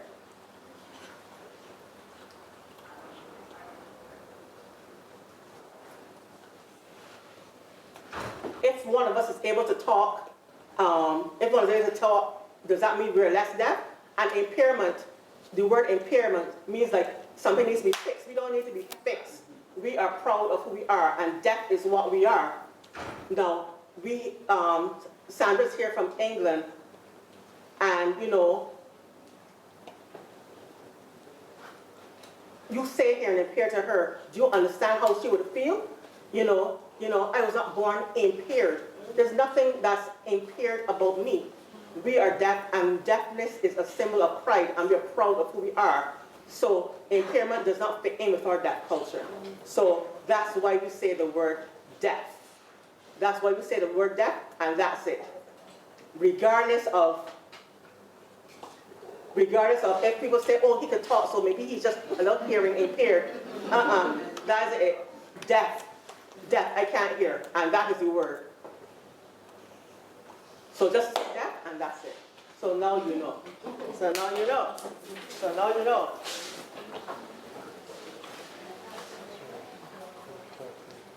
So the deaf visitor from the UK said that he was a photographer. And I said, I really wanted to be a photographer, but my teacher told me that I couldn't make money. He said, no. And he showed me his account, his bank account on the phone. And I was like, how are you making this money? He said, I made this money from taking pictures. I was like, oh. And that's what my dream of, passion of becoming a photographer again. And he left and came back and gave me this camera. And that's how I was able to start. And I have my own business now. Yeah. Well done, sir. Just found him on IG, so take a note of his. Yeah, see, technology. She's found him on IG. He's on IG. Green Speeds. Look at the shirt. Green Speeds on IG. Yeah, so you can go follow. Yes. I just have a question. I listened to both gentlemen. They both went to the Urban Wilson School, and they both said that they came out without any qualification. Correct. My question is, what kind of curriculum is there at the school? Because, I mean, I like people in Barbados who are blind and have all of these things. They're lawyers, they're this, they're in the Senate, they're all kinds of things. So then, what kind of curriculum is there at the Wilson School that's preventing or mechanisms or methods or whatever that's preventing these people from gaining the requisite qualifications? So we have less than an hour, right, for that. I'm letting you know that we have less than an hour left. It is a valid question, and I would let one of them answer, because I'm not going to answer for them. I won't answer for them, but let one answer. But Leanne. Morning. So I also was thinking, along with that question, how it seems to be a lot of structures that are causing the barriers that truly are the impairment, right? Right. So design the curriculum meant for people who are living with disability, and it's insufficient. We don't know how to sign. That's on us. Right. But we saw the value of Spanish, Mandarin, Portuguese, and this goes on as a sort of career enhancement, right? And then when we think about simple things in terms of ordering, and people with disabilities getting the ramps, accessing the bathroom, having things at the level that they can reach, like we are the ones doing the work of making it inaccessible. So I think it is also on us to also do the work to make things accessible. Because at the end of the day, if you want to think about it in money, welfare comes from taxes. Okay, and the yes is breathing a stride. You don't have any money there, they say. So it really is our economic imperative, our moral imperative to do something about all the things that you have described. It really is our work to do. Yeah, and deaf people have been doing the work all their lives. They've been doing the work all their lives. Good morning. I'm Khalid from the University of the West Indies, Thailand now. So I work as a campuses disability services coordinator, and so I started that role in 2017 among my other responsibilities. And I really wanted to kind of support Leanne's point and yours as well, Bonnie, in terms of the importance of allies because we live in an ableist society. I think that ableism is a thing, and I think that people who are non-disabled believe that we have it all made out, and we have it all figured out, and we don't. And so I remembered my first higher education and disability conference from 2018 in Albuquerque, New Mexico, and at the closing ceremony, there was a party. There was, of course, ramps to lead onto the main stage so people can party, whether you were in a wheelchair, with crutches, whatever it was. There was sign language interpreters signing to the song that Daniel was talking about. And everybody was having a wonderful time. And, so everywhere I go now, I always just think about, oh my God, this is so inaccessible. Why is this here? Why is that here? And I think that more people should adopt that sort of mandate. So, the campus has a student disability policy, for example, which speaks about the inclusive learning environment. We've not had any deaf students in the last 5 years, but we've had students who were hard of hearing. Right. So the learning accommodations that they received was very important, but also equally important was that advocacy to help people to understand the challenges that they may be going through. And similarly as well, the campus's biggest library was able to, hire one of the students as a student assistant. And so it meant also providing the enabling environment to allow that student to work and thrive. And, yes, there's still a lot more to be done in terms of what we need to do for employees. That's in a different, category, but, my responsibility is mainly for our students. And so, we all have an obligation, I think, to just do what we can to kind of push it further. So yes, hiring might be important, but what can we do to enhance the employment policies or the staffing policies or the frontline policies to ensure that it's as accessible as it can be? Thanks a lot, Khalid. And I will say, add to that, is that I've thought about it. Some companies don't care. But you know what all companies like? Money. And once you start to say, oh, you have, my frontline staff can sign, that means more customers that will come in. People will come in and see. People like the brand. People like to know I look good. And I'm telling you, people like to know that they look good and that their brand is out there. They may not care internally, but they care when it translates into more bucks for the bank. They care about that. And sometimes you have to tell people, but this can only improve your brand.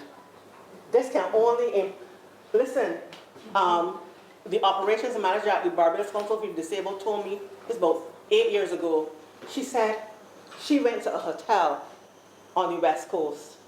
I can't remember where it is, but it's irrelevant. But she went to a hotel on the West Coast. And she said she was going to speak about this sensitivity training for persons with various disabilities. And she said, the manager asked her, what you are bringing to us, are they ADA compliant? And she said, she almost collapsed, and I almost collapsed. ADA, Americans with Disabilities Act, where everything has to be done by the book. You have to make space and accommodations. And that person was saying, is what you're bringing compliant with the ADA? So are you making, are all these things really going to follow the rules and the guidelines to make sure that disabled people do have a chance and do have an opportunity? And I thought that was phenomenal, because the only time I've heard ADA mentioned is when I travel or when I was studying.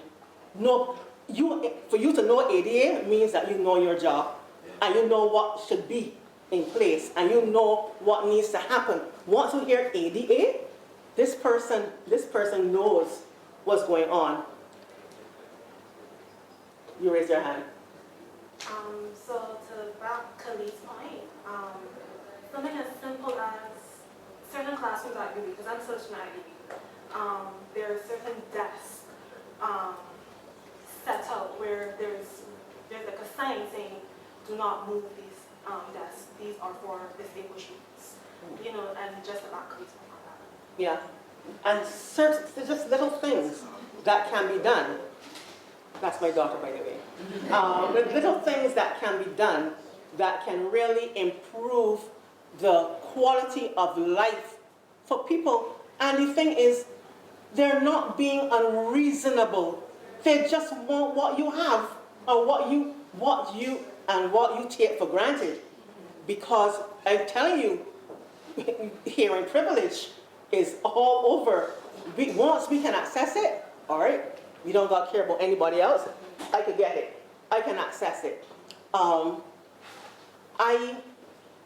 just want you to be able to find a point in your business.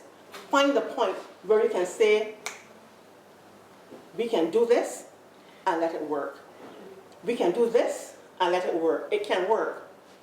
I want to give, your question will be answered, but I would like to ask our guest, Sandra, if she would like to say anything to you lovely people, especially the people in red. Perhaps just a little bit? Yes, a little bit is fine. Do you need a microphone or are you You can speaking help. up? Speaking up. Firstly, I'm going to say hello to everybody. I am profoundly deaf. I'm a third generation of deaf families. So my parents and my grandparents were both deaf. I have been a teacher of the deaf for 30 years. The last 9 years I was the deputy head of a deaf school, which means that deaf people can do it if the systems, structures and policies around are in place. For example, you need good communication from day one. I always say communication is priority from the first day a child is born who can't hear. It doesn't matter if you have a deaf or hearing baby, communication from the first day they're born on this planet is what's essential. They need to be able to learn and pick up just as you would any hearing child picks up through their auditory senses of language, a deaf child picks up through their visual senses of language. If you had a deaf and hearing baby that were born at the same time, they both have the same brain? Or do you think they have a different brain? No, they have the same brain. They're born with it. So it means they can achieve anything that we can as an equal. I know that hearing people use English, but as a deaf person, I use sign language. I use an official, recognised sign language. They are equal. There is no difference in the importance of language. What's very important is that if a deaf baby is born and they are identified, then parents need good access to services, because parents are how key communication will happen with that deaf child in their early formative years, building the foundations for positive language use. So any countries with good deaf education comes from the government. It comes down from the top. It has to come down from your governmental policies and procedures. It needs to have a recognition that ASL, used in Barbados, is recognised as a formal language, and that that's implemented. And we don't mean just recognise, yes, you have a language, fine, off you go. No, it means that it's ratified in law. It needs to be part of legal structures and procedures to know that it's a legal entity. It is a right to access it in that language.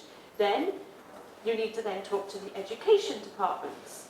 They need deaf awareness. Well, everybody needs deaf awareness, in my opinion.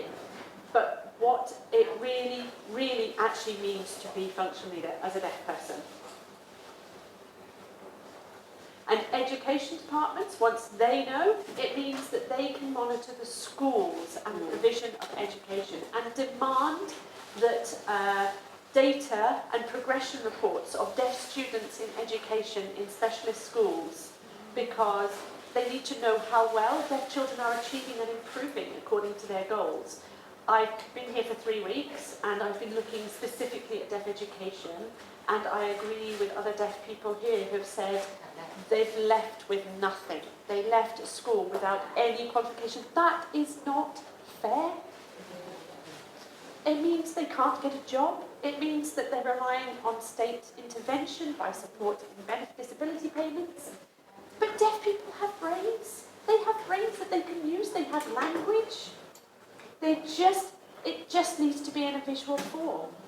So going back to education, it needs to be established that they're working with an education department, the same as your hearing schools do. Your hearing schools, you work with your education departments. You can't be just allowed to just do your own thing.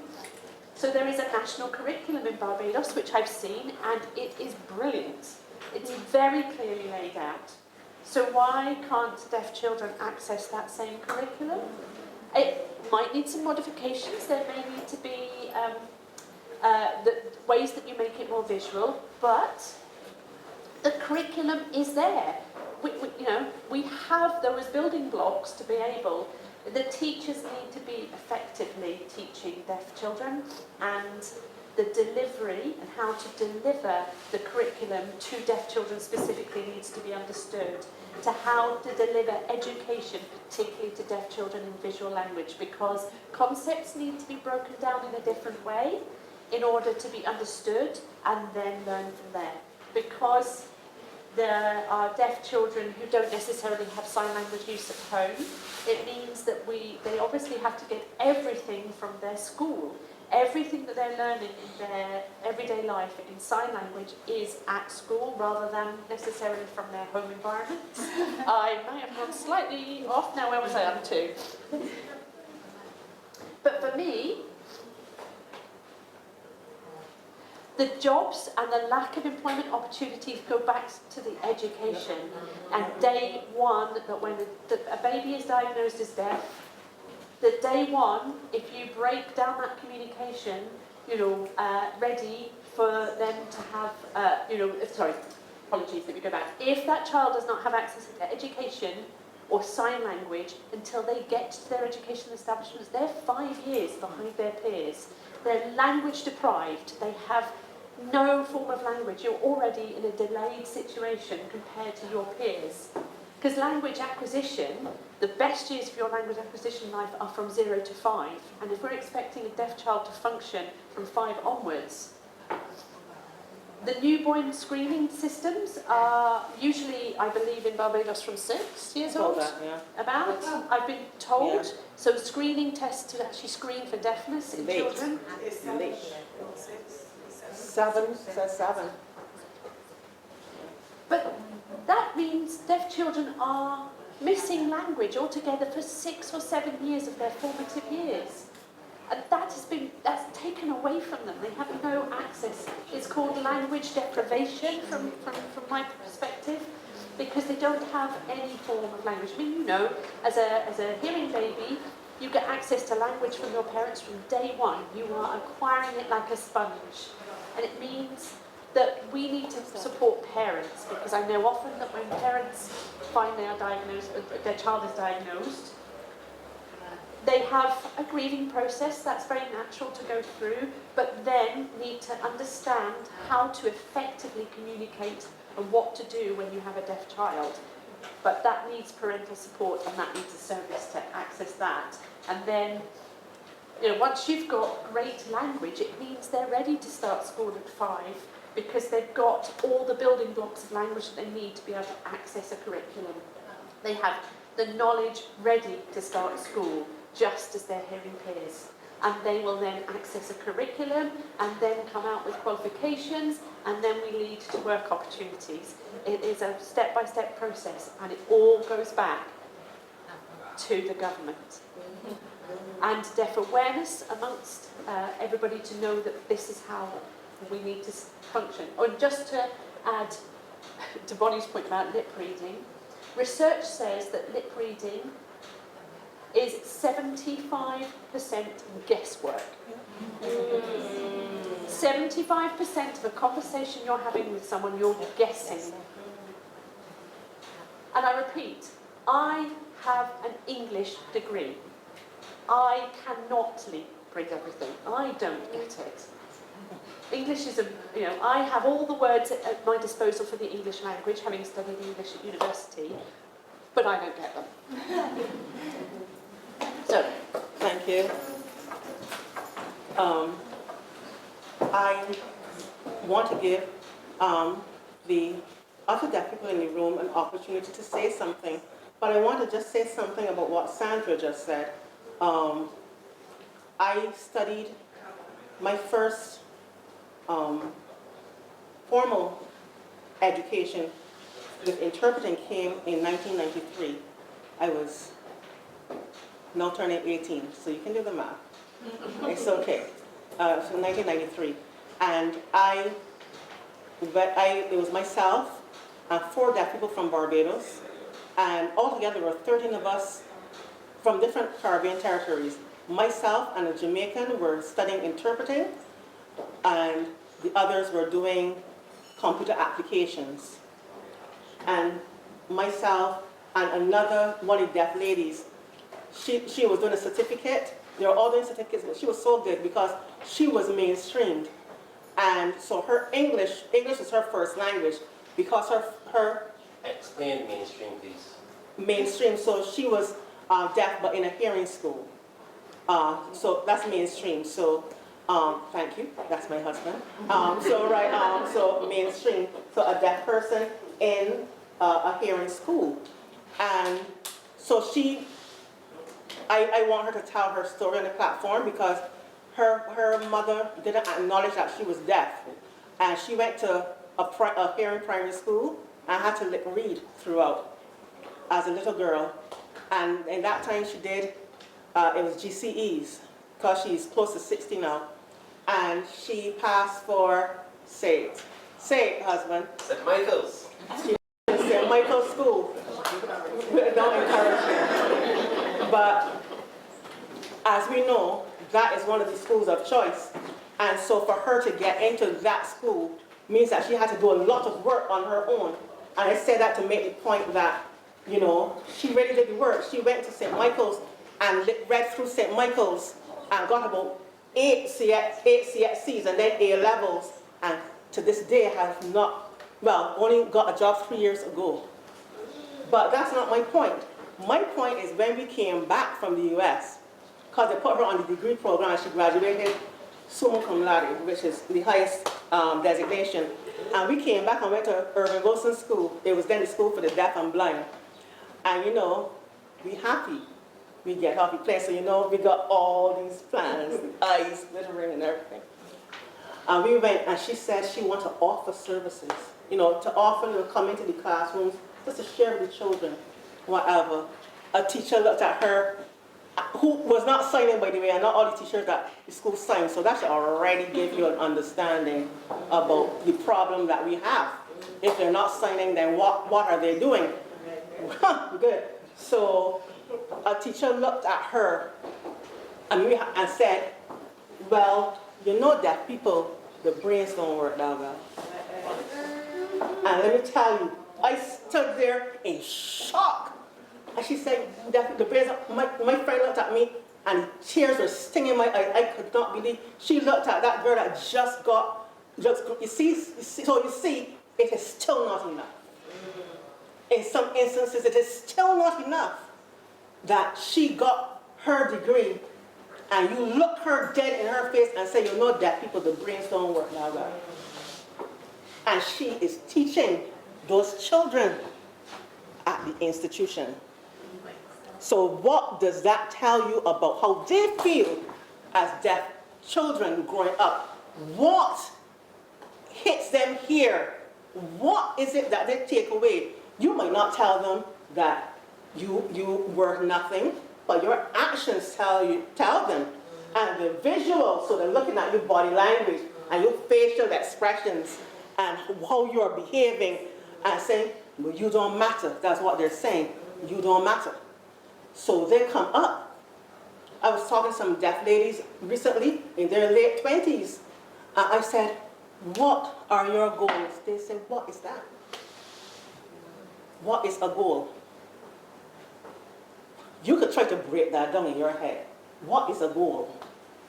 What does goals mean? what does that word mean?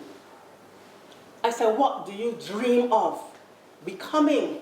If you could do anything, she said, housekeeping. I said, okay. So you know me, because I understand the level of their thinking, I said, so do you want to own your own business? Would you like to be able to own your own business? She said, no, I would just clean tables and make up beds. But that is what, number one, they're being told, and that is just how much they can attain to. And so when you have people telling you that as a child, coming all up in your 20s, all up in your 30s, you believe it. And then we have people with hearing privilege who can't take onions out of a hamburger. You have people who can't take onions out of a hamburger. You have people who can't say $25. 25. Who can't help you in the slightest because they are intent on being difficult and not a lot. That is why we need laws. And Sandra said it has to stop. People always say, oh, you're the girl from TV. Yeah, all right, yes. Oh, you always not see Prime Minister. All right, yes. But do you know how I got there? When it was election time, so you know everybody votes. And again, you have to appeal to what really gets people. Deaf people got on Facebook and say, why is there no interpreter in these things? And blast and tag BLP, DLP, APP, all the three syllable, whatever, 3 letters. And only one responded. Only one responded. I remember somebody said, I see it in the paper today. I said, what paper? I opened the Sunday Sun. This was in 2018. And there I was, because they were talking about interpreting my page in paper, and I know. And they were talking about the online noise, about why these speeches are not accessible to the members of the deaf community. And then I got a call from the current government. Deaf people started going to meetings. Deaf people started going. Their vote counts too. Their vote counts too. And so they started going out, and that happened because they got and made noise. Now, I understand that if you want things, you have to make noise. But cheese on bread. Everybody needs to do their part and make sure that their spaces are accessible to members of the deaf community. And you can think right now, I usually ask my students, tell me where deaf people aren't. Tell me where they aren't. Because number one, you can't tell by looking. But number two, where wouldn't deaf people go? We know they like to party, they're at rock concerts. We know they like to eat out, they're at a restaurant. What you mean, you think the home? They want to work. But like Sandra said, education. So you are 18 leaving the school with nothing. Cannot put few sentences together because number one, the English isn't taught, and number two, sign language is at a minimum. So deaf people come up now, learning and feeding off of each other, looking at others online, and now, especially with social media, everything is online. So people are seeing and improving their language, and then deaf people start teaching teachers how to sign. And by the way, teaching deaf people, teaching deaf children is not just for any teacher to come in and teach deaf children. You have to be trained to teach deaf children. And if you aren't, then that is what Lionel and Scott, that is what you have. Deaf people who are brilliant, but they have nothing to show for it. And all of you in here who are Bajans know that you ain't nothing without paper. You ain't nothing without paper. Everybody want to know, you see, people even want to know what school you went to before they think about giving you a chance. They want to know what school you went to. But even if we bypass that, what certificates you got? Randy said, about on-the-job training. We know it happens. We know that people who are not qualified for a job, but this, you see something in them, and you bring them on, and you allow them to work, and then train them so that they can be like this. But we being willing to give them a chance. No. Joy. You would you like to say anything? I'm Joy, but I don't know what I would say. I've been enjoying your speeches. I don't have anything to add right now. Just briefly, anyone want to share any experience you've had? He's telling you to come in front of the camera, you know that's what he's doing. I'm not sure. You spoke about a lot of things. Mm-hmm. Yeah. But do they resonate with you then? Yes, of course.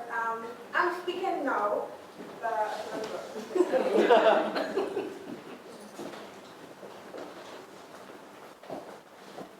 afternoon.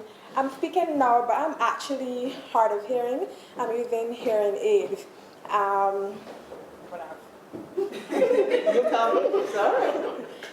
I probably had some points in my head before, but I'm not sure what to say. But Did you go to Irving Wilson School? okay, so I went to Heron Mainstream Primary School and Mainstream Secondary School, but I was hard of hearing for my entire life, so that would be a struggle. I would usually sit at the front of the class.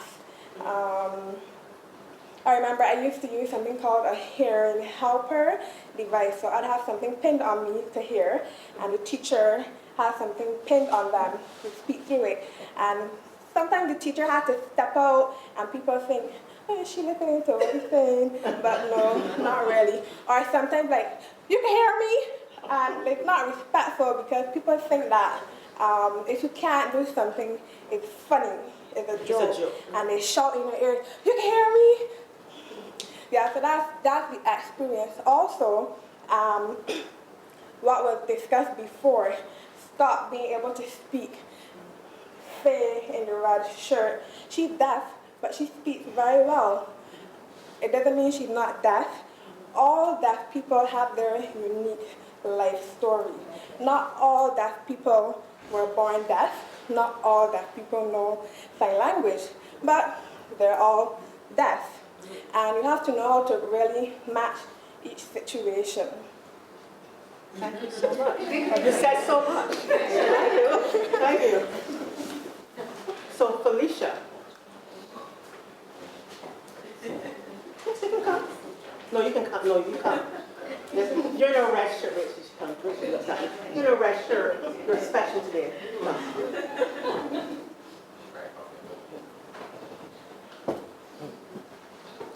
Good morning. Yeah, you can speak. Yes. But I will speak. Why? I don't only want you to hear words. I want you to hear feelings. For me, that's really important. So I will speak. Mm-hmm. Anyhow, as it is, like Joy informed you, I wasn't born deaf. I grew up here and went to mainstream school. But on leaving school, I had to go overseas for medical treatment. And it was at that time that I was noticing, it was very noticeable that I wasn't hearing well. I was losing my hearing. So as it is, I hear nothing at all on my left side. On my right side, very little. Over the years, I've been wearing hearing aids, different kind of hearing aids, like the last set were digitals, but they don't work for me. I'm content of accepting condition, but as it is, ever since then, life has been a struggle. No work. For me, that... Okay, what has been happening is that over the years, I've been back and forth traveling to Florida, and there, with a very strong support system, I've been helped greatly in more ways than one. I want to relate just one experience. This year, because of COVID, for the last 2 years, I couldn't fly. So for this year, when I flew to Florida, I knew I would have been there for an extended period of time, just a few months. And because COVID is still present, it means my contacts with my friends would have been limited. So as soon as I arrived, I thought, let me deal with that situation. So I contacted VRS, Sorensen, this is Visual Relay, Sorensen's Communications, to help me to be in contact with my deaf friends and family. I applied, was approved, when the trainer came to the house, as soon as I said, sign, good afternoon, we started. She never asked, you're deaf, but you speak, nothing. She just went through the, whatever it was involved in getting the VP set up. Actually, while I'm here, I still have the VP app on my phone, for example, so I can be in contact with my friends there in Florida. So, I am here hoping that the deaf, their lives focus would be given attention to their lives, their struggles, especially so that they feel really independent, namely work. For me, I'm very passionate about some things. Education for the deaf, for example. There's one point I want to comment on. Education. I think, and I firmly believe that education for the deaf should start from the time they are babies. For example, we know babies babble, and as time goes on, then the words are formed. So, babies can learn English even from using sign language. For example, a child can learn elephant, giraffe, which is the largest animal. Suppose they say giraffe, but then you ask, what's the tallest animal? So they can learn the difference how? By seeing the language. Because in English you hear words, but in sign language you see the meaning of the words that you would have heard. So that for elephant, they would have seen a long trunk, but for giraffe they see the neck. So they see the difference between an animal that's big and an animal that is tall. So they can understand, oh, the giraffe is the tallest animal, while the elephant would be the biggest land animal. So that sign language helps to understand even English. Because I want to repeat, in English you hear the words, but in sign language you see the words that you would have heard. Because really, for the deaf, English is like a foreign language. So it helps knowing both languages. Really, there's so much more I want to say, but I will stop for now because I'm cognizant of needs. But thank you for affording me the opportunity to interact with you this morning. Okay, and just like that, our time is pretty much up. But I want to show you something. It's just like a minute or so. Everybody can look at the screen. Just hold on a second. And it will give the interpreters a much needed break.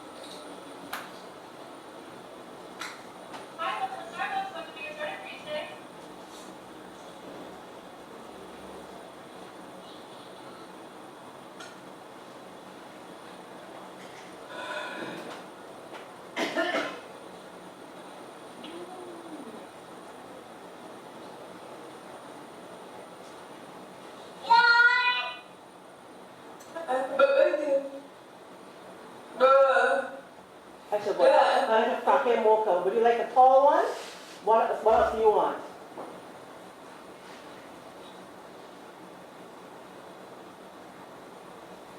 add one that's tall.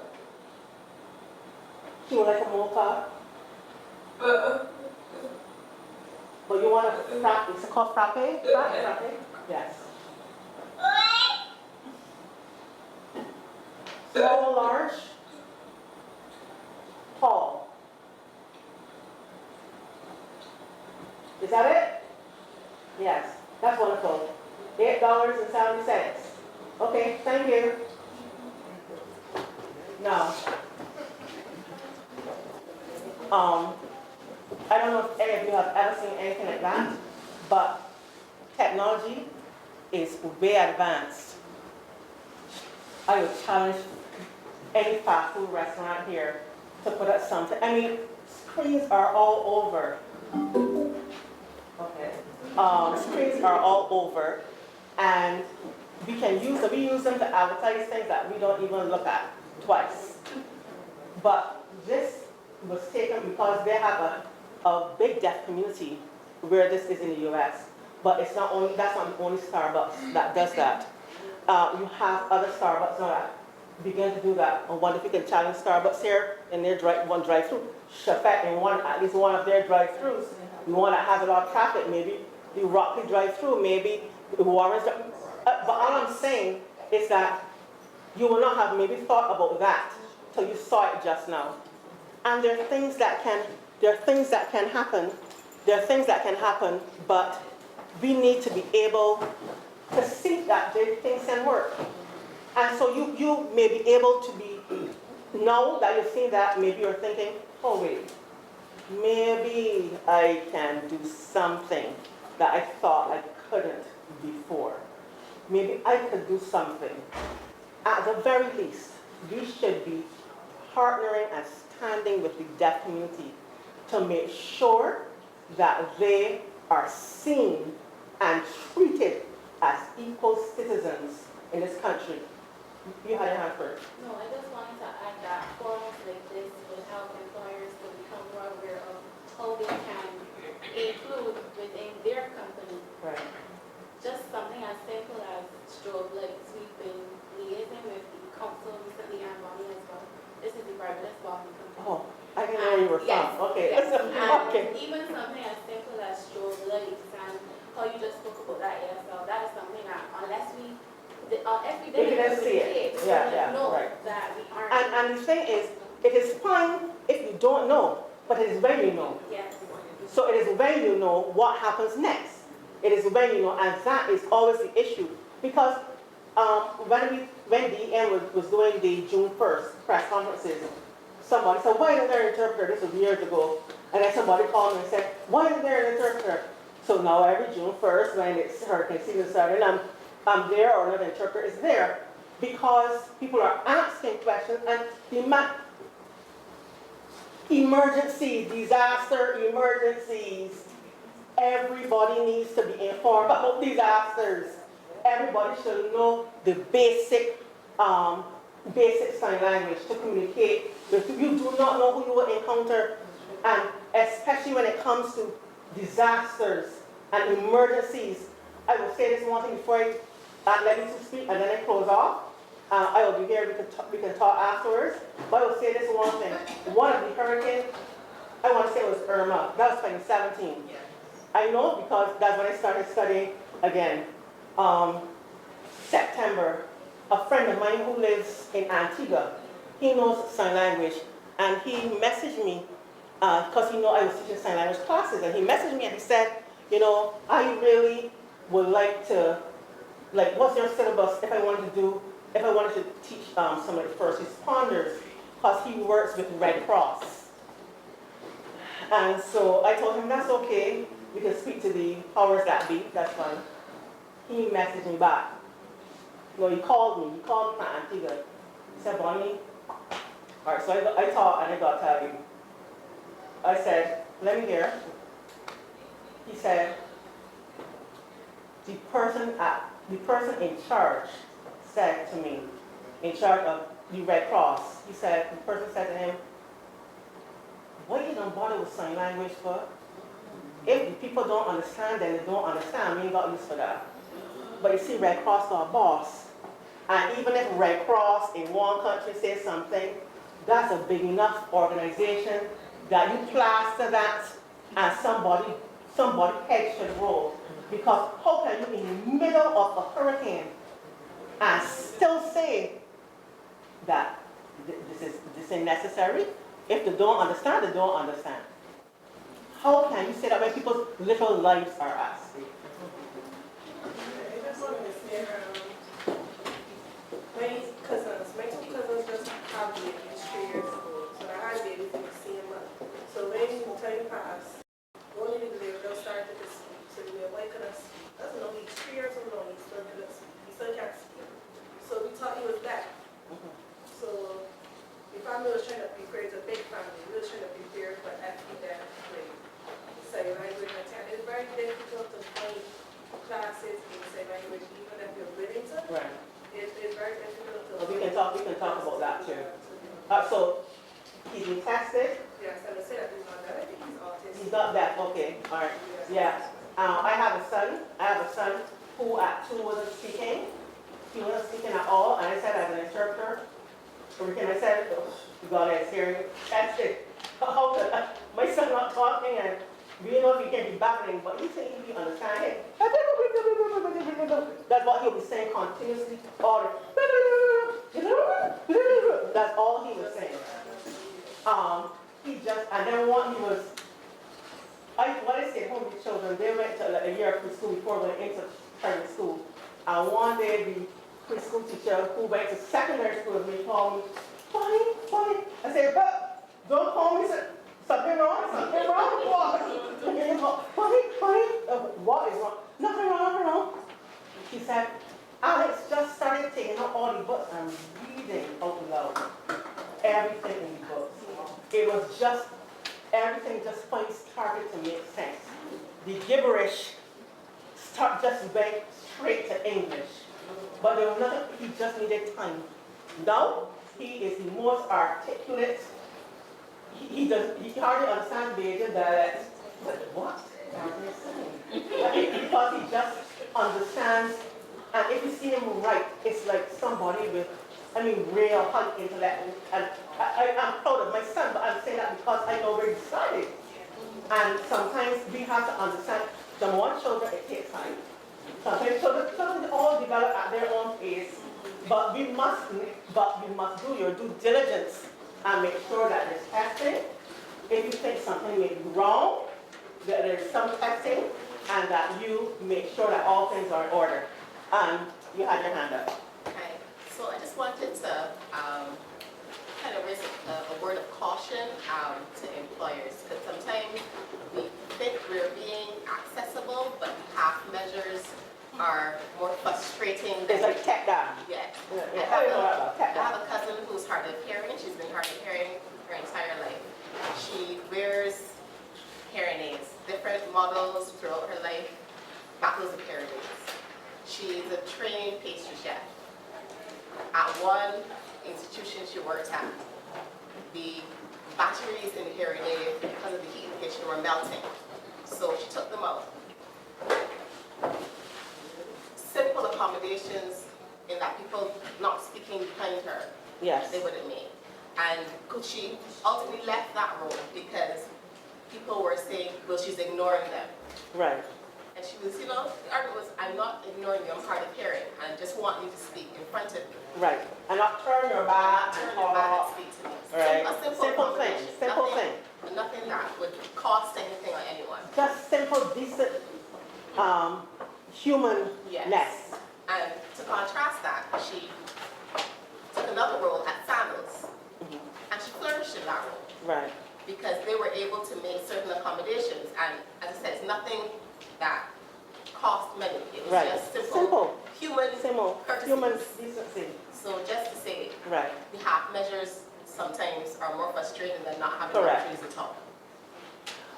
Right now, even though I have not answered your question about the Irving Wilson School's curriculum, based on what you have heard, and I'll be here after, all the other community members will be here after, you can speak to us.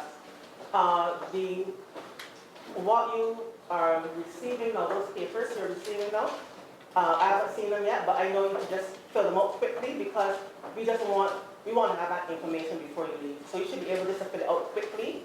So don't put it up anymore, put it in your bag, take it back out, and fill it out, fill it out. But before you, so don't start filling out yet, just look at me, just give me your attention one last time. Just give me your attention one last time, just give me your attention one last time. Because we're closing. First thing, we didn't get to let Daryl say anything, but Daryl just waved your hand. Daryl is a videographer, he's deaf as well. And I just want to say, number one, thank you for responding to my letters. Not everybody did. But thank you for responding. As was said, we need more sessions like this. We need people to know. We need employers to know. We need employers to understand. We need to make sure that we are being inclusive and that we are allies. And I want to thank you for coming. I want you to think about not only if you're doing something, no, that's fine, but what else can be done? What else can we do? If you are here, but I didn't know you were coming or your company didn't know, didn't respond to me, you can let me know because I'll be sending out stuff to everybody. Randy said I went in and trained frontline staff at the Ministry of Labor. I did. IDB as well had training. BBC will have some training as well. And we are, I should say we. So my business is called Signature Interpretations. So we deal with not only interpreting, but there's an educational aspect which we will be rolling out shortly. But right now, interpreting and training people how to communicate with the deaf community, having the deaf community involved as well, so that you can see them and hear from them, but have training so that you will all be able to, have that ease of communication that Glenda kept talking about, that ease and smooth fluency in communication. So I want to thank you for responding. I am hoping that it was worth your 2.5 hours sitting here. I am hoping that you learned something that you didn't know before. I am hoping that you are committed to change. I am hoping that you are committed to being an ally. I am hoping that you are committed to standing with the deaf community. I am hoping that when you see that people start to make noise about changing the education system, you just don't sit down and say, that's their problem, not mine. But you stand with them. Get your businesses to stand with them. They want attention. Your businesses want attention. They want to know that people are looking at them. I don't know a business that don't want that. I don't know a business that doesn't want attention. Speak to the people at the head. Make sure that they understand. Make sure that they know that deaf people have a voice, a literal voice, and that they deserve to be heard. So thank you everybody for coming. And you will see on that, especially people folding papers, you will see on that form about the Calypso project. That's a project, that's why we have Sandra and Tracy and others here in the island, on the island, November 9th at 6:15 at Frank Palmer Hall, Deaf and Penny. You will see deaf musicians here, deaf rappers will be here, BCC Steel Pan will be playing, there will be deaf people signing different songs, and hopefully Irvin Wilson students will be participating musically as well. November 9th at Frank Palmer Hall is free. And the calypsoproject.com is where you can go and find all the information, thecalypsoproject.com. And you can get your tickets. If you go online, you should be able to secure your tickets online. And again, they're free. And you can have, you have the code on your phone, so you don't have to print paper or anything like that. But it'll be good to see what deaf people are capable of. If you don't know, Sean Forbes and Wawa that signed at the Super Bowl halftime show with the legends. And last Super Bowl, they will be here as well. They will be on stage, so it will be a great, great show. So I'm hoping at least some of you can sing. and sing. We will be present. And so you'll see Barbadians, Americans, and people from the UK involved musically. So we should really come out and support our own deaf community as well, as they will be showing you. We'll have a full display of pictures and exhibition about deaf people, certain deaf people on the island. So it will be very informative. So thank you all so much for coming. I would like to take a picture of all of you. Don't move. The refreshments right behind here. But grab and go in the area behind here. But I would, somebody with a nice camera. Do you have a nice camera? Around here? No, you stay there. So come and take a picture of all of this. Huh? What? Scott has a nice camera, but I want Scott in the picture. I want Scott in the picture. I want Scott in the picture. So let us applaud. So the applause, everybody hands up so that we can take a short video and a still shot.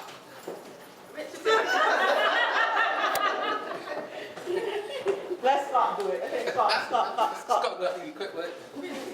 Everybody hands up.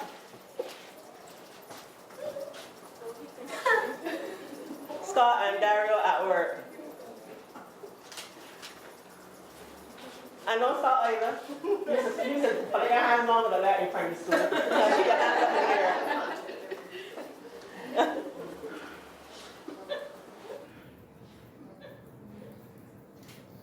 You done? You done? Thank you, everybody. If you want to talk to any of us, we are here. And you done? You done? Thank you, everybody. If you want to talk to any of us, we are here, and you can have some refreshments in the room right there. Thank you. Thank you.